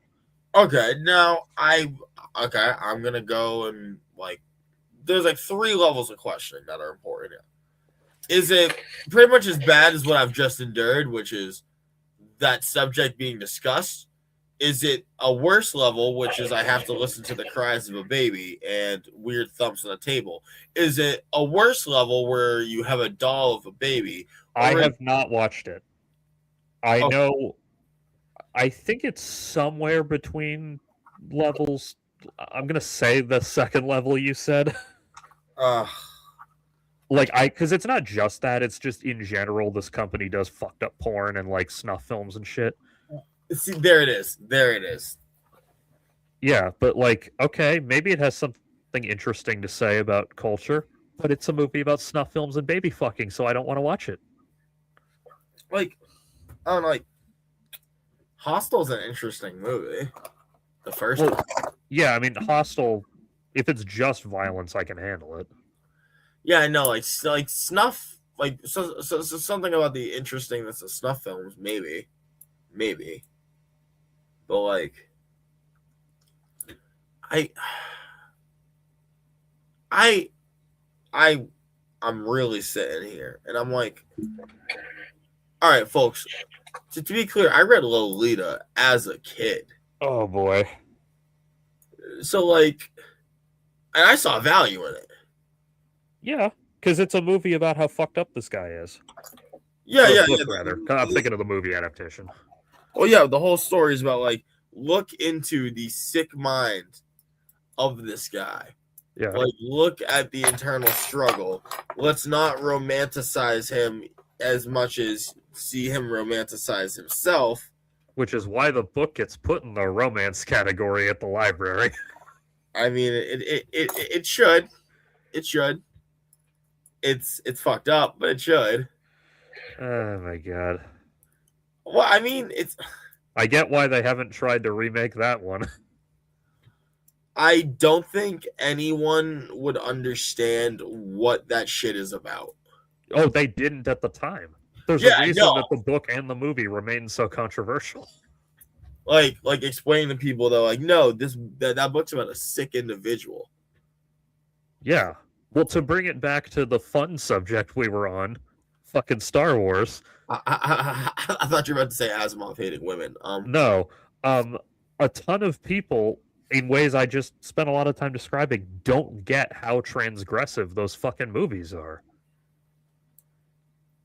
Like, especially with like Princess Leia being the character she is, like just having that style of humor. Like I said this earlier, fucking having a traditional hero's journey where the heroes are like bickering and being dicks to each other the whole time and constantly trading jokes and insults. Like that was weird. That was the style of dialogue you saw from like Taxi Driver and shit. Putting that in like a kid's fantasy sci-fi movie was downright deranged. There's a reason they all thought the movie would fucking fail. When you say Taxi Driver, what part are you talking about? Oh, well, not just Taxi Driver, just movies from that era had a real, like, kind of cynical wit to them. True. Okay, true. And Star Wars, like those first couple Star Wars movies, really have that. Like A New Hope. Everyone's fucking making jokes, like, kind of directly or indirectly insulting each other.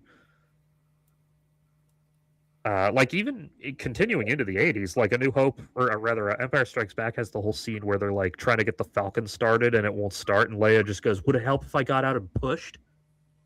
And then Han replies, "Oh, it might." Like he's like they're fucking mad at each other. Like that's not the style of fucking cynical ass dialogue you heard in an adventure film. That's a good point. Now you do. That's the thing. Star Wars was so ubiquitous in culture that all of its insane shit it did is just normal now. It really is the fucking just like Asimov. Yeah, like exactly like Asimov. Like I heard a quote on Twitter the other day. I don't even know who wrote it, so I can't credit, unfortunately. But it said like the original Star Wars was made by people who grew up watching westerns, sci-fi serials, and samurai movies. Modern Star Wars is made by people who grew up watching Star Wars. Yeah, I saw that post as well. Yeah. And it's not to say that nothing modern Star Wars is good. I've liked most of what Disney's made. It's just not the same. It's not transformative the way that the original shit was. I think it's just referential, if anything. It's not just referential, because like I said, there's plenty of good shit in The Mandalorian or Skeleton Crew or oh my fucking god, I loved The Acolyte. The Acolyte, my sweetheart. I will bully Disney into renewing you for season 2. Listen, I love The Acolyte. Hell, I I watched that shit actually fast. Yeah. Andor. I mean, it speaks to how good Andor is that even the whiny piss baby Nazi Star Wars fans can't pretend it's bad, so they have to pretend it's anti-woke.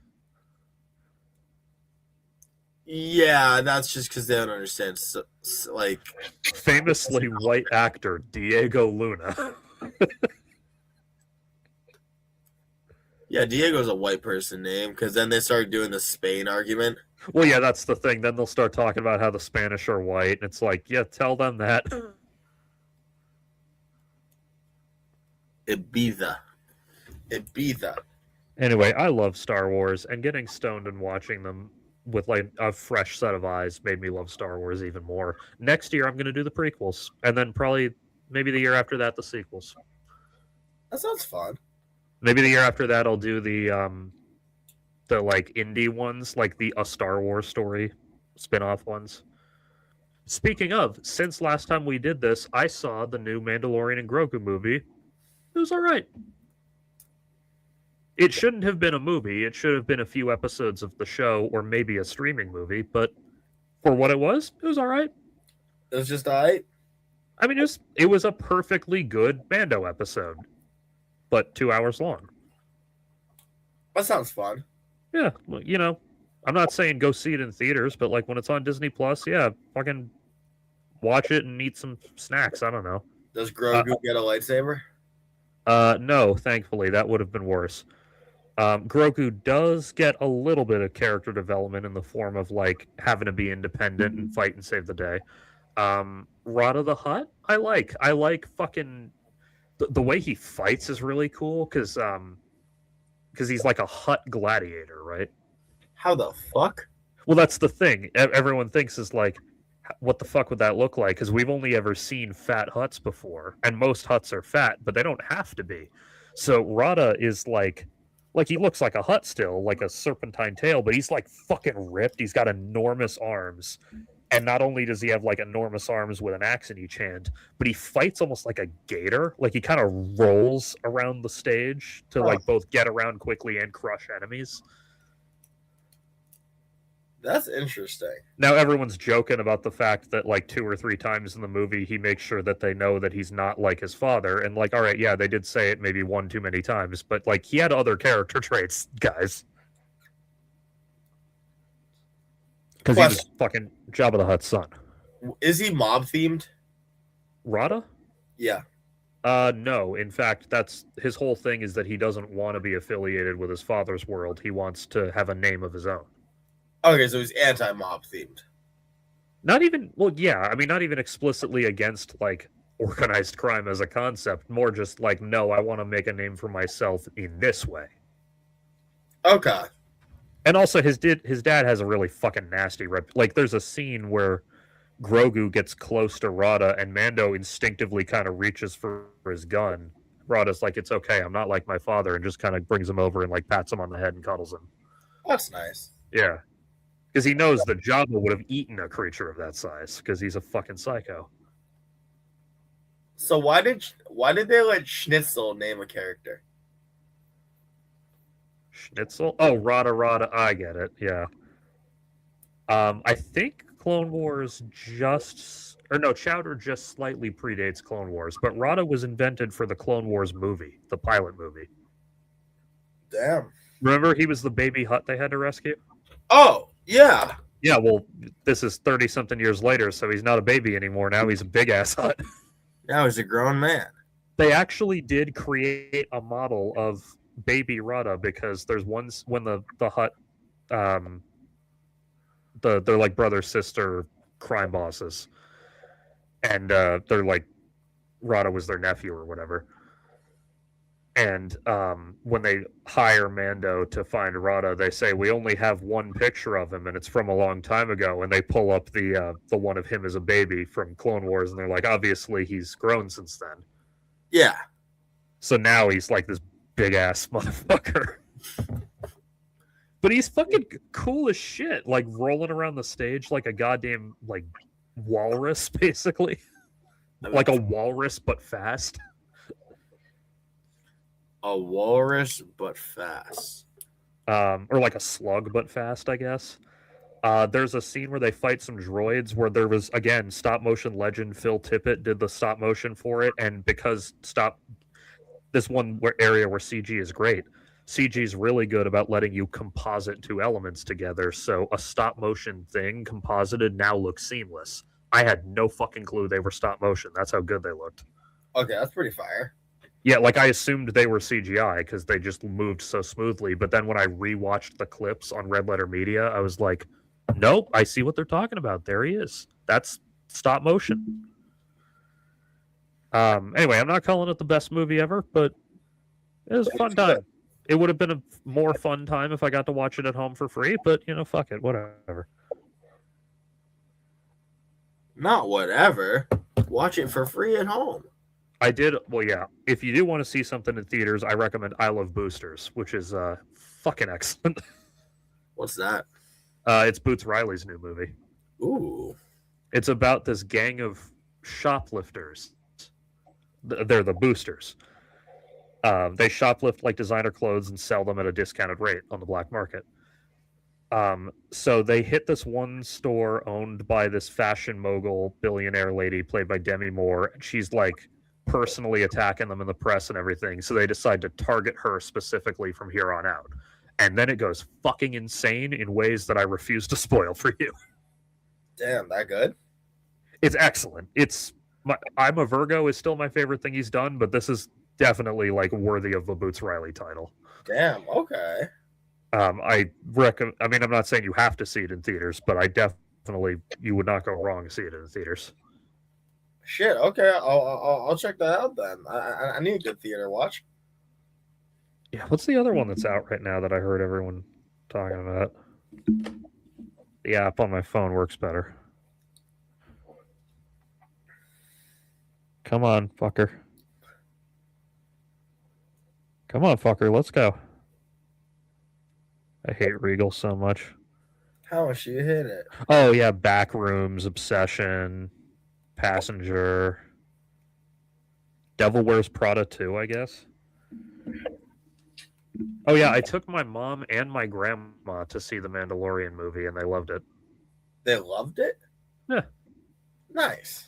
I mean, they're easier to please than I am when it comes to movies, but, like, I had told them to watch Mandalorian, the show, and they got through the first season before Thursday, and so I just, like, filled them in on the basics they needed to know for the movie. And they loved it, and then excitedly went home and watched the rest of the show. And now my mom wants to show my grandma the Obi-Wan show because of how cute 10-year-old Leia is. Is 10-year-old Leia that cute? Well, yes, but more importantly, she does an amazing job of capturing Carrie Fisher's, like, vocal cadence and facial expressions and everything. Oh. Like, she is... The Obi-Wan show is not, like, the best thing ever. It's very heavy on the member berries and everything, but one thing about it that I liked is Vivian Ann Blair, I believe is her name, was an amazing child actor performance as 10-year-old Leia.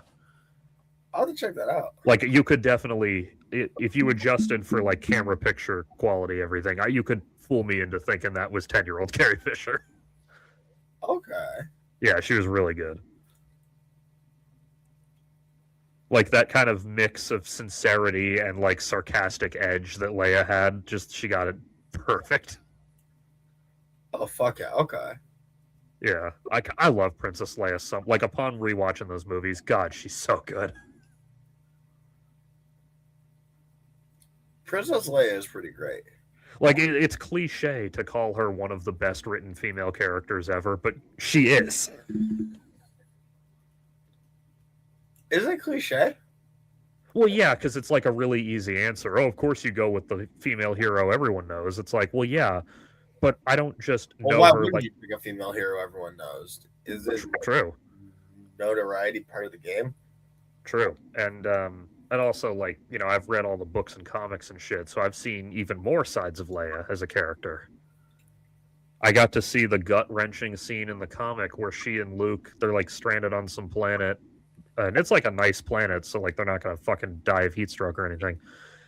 And at night, they're just kind of sitting in the plains together looking at the stars, and Leia manages to pinpoint, or not manages to, but she says, whenever I look up at space, I try to find Alderaan. because if I'm far enough away, the light from its destruction wouldn't have gone out.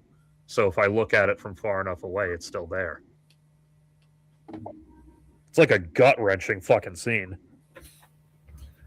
And then Luke's just like, I dreamt about us making out again last night. I mean, to be fair, they never made out. She just gave him like a chaste kiss. One, that wasn't chaste. That was definitely romantic. Two, Luke definitely still had wet dreams about it.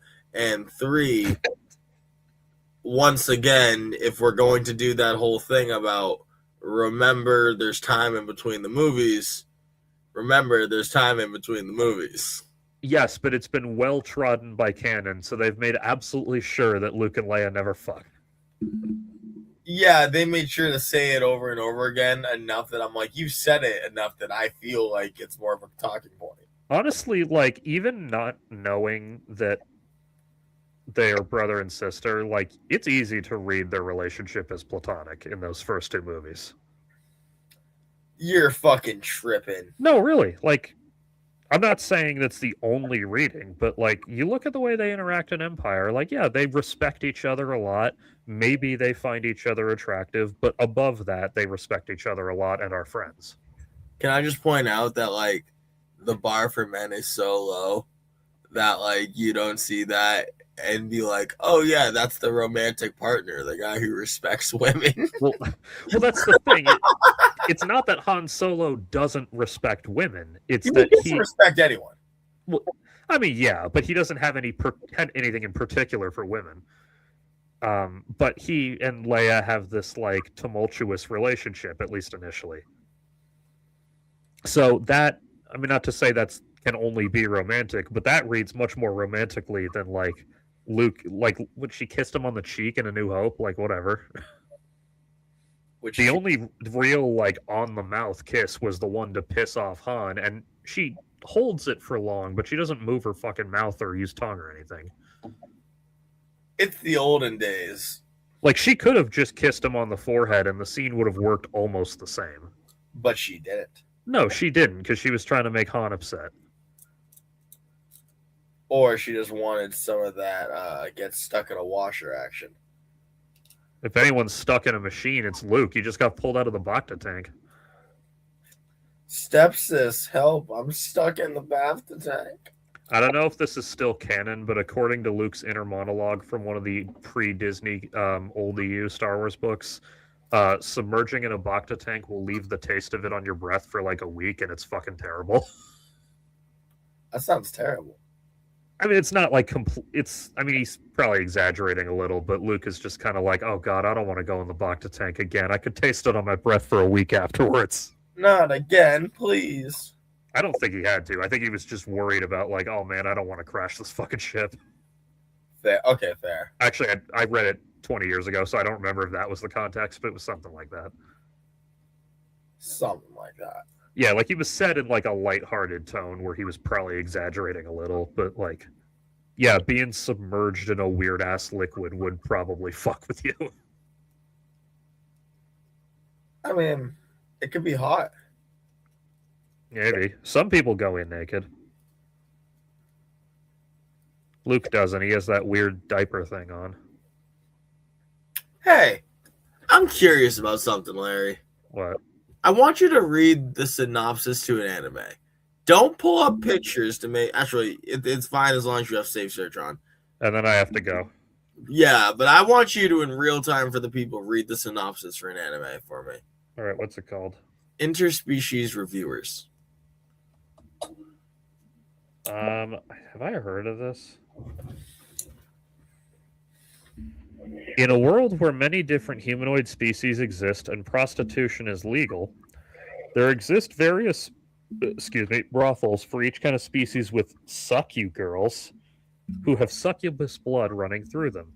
As each species has different opinions on how each succu girl works for them, various brothel visitors have become reviewers, rating their experiences with various succu girls and posting them in the local tavern. The series largely centers on a human named Stunk, an elf named Zell, and an angel named Crimvial. Stunk and Zell's goal is to have experiences with every kind of sucky girl there is, to the point where they even wish to take their quest all the way to heaven, where Crimvial nicknamed Krim, is searching for the missing piece of their halo, for they are unable to return to heaven without it. Okay. This is a fucking show. It's not as disturbing as I imagined it would be. I mean, what did you expect me to pitch at you? Jesus. It's not that I expected something from you. It's just that it's anime, so I was expecting it to be more explicit that the girls all look like they're 12 or whatever. Oh, no. See, it's weird. I'm going to throw out here. A lot of weebs are degenerates. I can at least say we're trying to shame and breed out all of the lollies into a corner and blast them. Good. To be clear, I did not think you were suggesting anything. I just thought there was going to be something weird. No, fair. Well, the weirdness is more it's brothels for a bunch of fucking fantasy species. So I mean, they need to fuck too, right? So it's like, oh, look at that. It's the slime girl who's gonna fucking submerge you in her tank. Oh, it's the fire elemental. Time to cook a hot dog on her goddamn like. It's Odo fucking you in a bucket because that's where he sleeps. Literally, it's like, has there been a thing that you've put on a hear me out list? Well, we just put it into a fucking show. And I just think the concept of that show is so fucking funny. I'm trying to think of when the last time I had a genuine hear me out. Like one that was actually weird, not just like, oh, hear me out, Elizabeth Hurley still looks great. Like, guys never have good hear me outs. Well, yeah, because when men say hear me out, it's like Selma Hayek, but she's 35. They'd be like, hear me out, Shigo from Kim Possible. Shut up, nigga. Like, yeah, like, when was the last time I had one that was actually kind of fucking weird? The weirdest one I can think of is the fucking low polygon as she is, fucking Aphrodite from God of War 3, but like, no shit. Is it just because she's low poly that it's a hear me out? Basically, yeah. Like, if she wasn't so low poly, everyone would be cranking to her. Yeah, but like, if you started playing video games, low poly didn't feel as low poly. Exactly. What is weird to me is that she's voiced by the same actress as Wendy from South Park, but you just got to get over that. Wendy Testaburger? Yeah. I'm sorry, who is this? Aphrodite from God of War 3. I did not know this. I mean, she's not doing the exact same voice, but it is recognizably the same voice actress. Does she dance with Smurfs? Maybe, I don't know. I don't even remember which episode you're referencing. Dances with Smurfs. Oh, yeah. This problem with having like 700 fucking episodes. I can't remember every single one. See, that's weird. South Park's one of the few shows I can. Well, yeah, because that's one of your things. It's the same reason I can remember every frame of goddamn Star Wars. Call out the tism when you see it. Fair enough. I can't do that with Clone Wars just because of how many episodes it has, but I can do that with the original Tartakovsky Clone Wars because the whole thing, when watched together, is like maybe 2.5 hours. I was gonna say that shit ain't that long. Yeah. I was so happy when they even though I own it on DVD, I was so happy when they finally put it on Disney Plus just to make it more accessible. I need to watch the new season of Primal. Fuck. I need to watch all of Primal, in fact. Oh, super fuck to you, dude. Oh, I know. I'm on Star Trek. I'm going to be on Star Trek for a while. I'm alternating between TNG and DS9 right now because I'm going in air date order. So, like, folks, he made it. He fucking made it, folks. Yeah, and we can talk more about my thoughts on it on Thursday. I figured. But I do like it. It's very different from Next Gen, but that's not a bad thing. Not a bad thing at all. I like noticing weird little world building details. I feel like the lore is so consistently fed to you that it's just like after DS9, I just show up to the table with Star Trek like, all right, where's my world building today? And they're like, you get a ship. And I'm like, what the fuck? Yeah. However, as I said to you in text, I really fucking wish it was remastered in HD. I've been spoiled by next gen, man. You're not wrong. Apparently, they did as like an experiment remaster some of it for the documentary that they did in 2019. We deserve more. Yeah, like because they did a documentary called "What We Left Behind." It's like a retrospective about DS9. Really? Yeah, in like I think 2018 or 19, and I guess for that they managed to license some footage from CBS and do their own remaster. Like, oh, what would it look like remastered? So they picked out like a few scenes and did it. Okay, that Like I. they took a number from the pilot and then like a few from other episodes. And Who's your favorite character? so far, by favorite, do you mean most morally upstanding or entertains me the most? Because on Star Trek, they're usually the same thing. Did not mean the first category. I mean, who do you? Well, let's go with the second, and finally, who? Who do you think is the most interesting? Well, if I'll just get all three out of the way. Morally upstanding, probably Cisco. Yeah. Probably at least. Not that O'Brien did anything too fucked up, but you know. I don't know. O'Brien's like casually racist, but doesn't do anything about it in a way that makes me a little uncomfortable. Yeah, but it's to the Cardassians and they're demons, so You're very right. You're like the Cardassians need to be genocided. I'm sorry, they just do. They're evil. They're demon people from hell. Are you telling me them Cardis need to be blasted back to the hell where they belong? Yes. Fair enough. So then for entertains me the most, just in terms of funny lines of dialogue, probably Odo. Oh no. Odo I also probably find most interesting, though I find all the characters really interesting. Though I have barely gotten to meet Jake or Nog yet because I'm only a few episodes in, so I feel like there's Odo people and there's Quark people. Oh, I love Quark too. It's just that Quark is a scumfuck. Kind of. And like, also just Odo gets so many lines that make me crack up. Oh, absolutely. I just love how Quark is like, I mean, is he a scumfuck? I don't know. Certainly in season 1 he kind of is. I know he has some development as the show goes on. I'd say he's definitely gray area, but then when I noticed that gray area only exists because of the holes left by Starfleet, I'm kind of like, well, he's just kind of surviving. He has some degree of a moral code. Yeah. Like I can tell that even from the 8 episodes I've seen. Like there is a point at which you can push him too far. Yeah, I know exactly. Like he's not just down for anything. No, but he does, he likes to pull the wool over your eyes and fleece you a little. Well, if you can get the wool pulled over your eyes, maybe you didn't deserve the platinum in your pocket. That's clearly what he thinks, and maybe he's got a point. I like to so you'll end up getting this view brought on you later, but I just like to pitch it on people early. I like to think about Quark as a very religious man.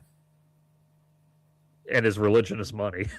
Literally, he is the most devout follower of the rules of acquisition in like a way that makes people uncomfortable. But if you think about it, he is just really faithful to his culture. Also, I don't know what it says about me that so far we've had 2 Bajoran women be important characters, and both of them have been among my favorite characters. Because these Bajoran women slap. Well, yeah, and it's not just because both of them happen to be reasonably hot. It's also just because their characters are fantastic. Listen, they're also banging. Like, I mean, yeah, that's true too. I get why Riker fucking had the ideas he had. Bro, I'd be fucking all the aliens. Yeah, he doesn't fuck anywhere near as much as the memes would indicate, by the way, either. We don't see him fuck nearly as much as the memes indicate you mean. Well, I mean, that's true, but even when, like he just doesn't go off the ship often enough. Yeah, but he has Troy on the ship. But he doesn't fuck her when they're on the ship. He only starts doing that in Insurrection when they're both 250 years old. And then go back and they start fucking on the ship. Well, yeah, because they realize they're 250 years old. Bro, they're plowing. Yeah. But actually, they even kind of explicitly said in one Next Gen episode that they won't fuck while they're on the same ship. Or while they're serving on the same ship, I should say. Because the only time the whole of the Next Gen show when they tried to fuck was when they were on shore leave. Yeah, but also beta Zeds, so they're probably just having tantric sex in their heads.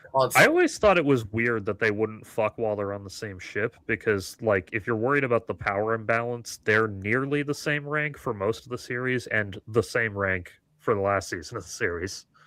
I feel like it's a cloud their thought process thing. I assume so. It's just like if we're talking ethical power balances here, like yeah, it'd be fucked up for Riker to fuck the ensigns, but like he can fuck a lieutenant commander. Come on.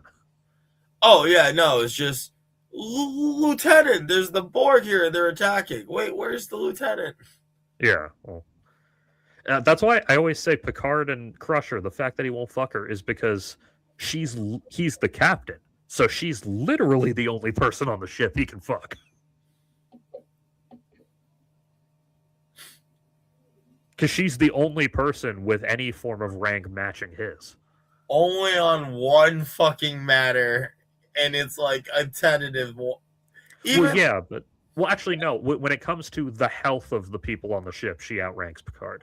Yeah, but judging something as a health matter is almost the prerogative of like whoever the fuck the plot deems at the moment. Well, yeah, of course, it's not perfect, but my point is, like, when you're the captain on the ship, in terms of ethical power balances, your romantic options are fucking limited.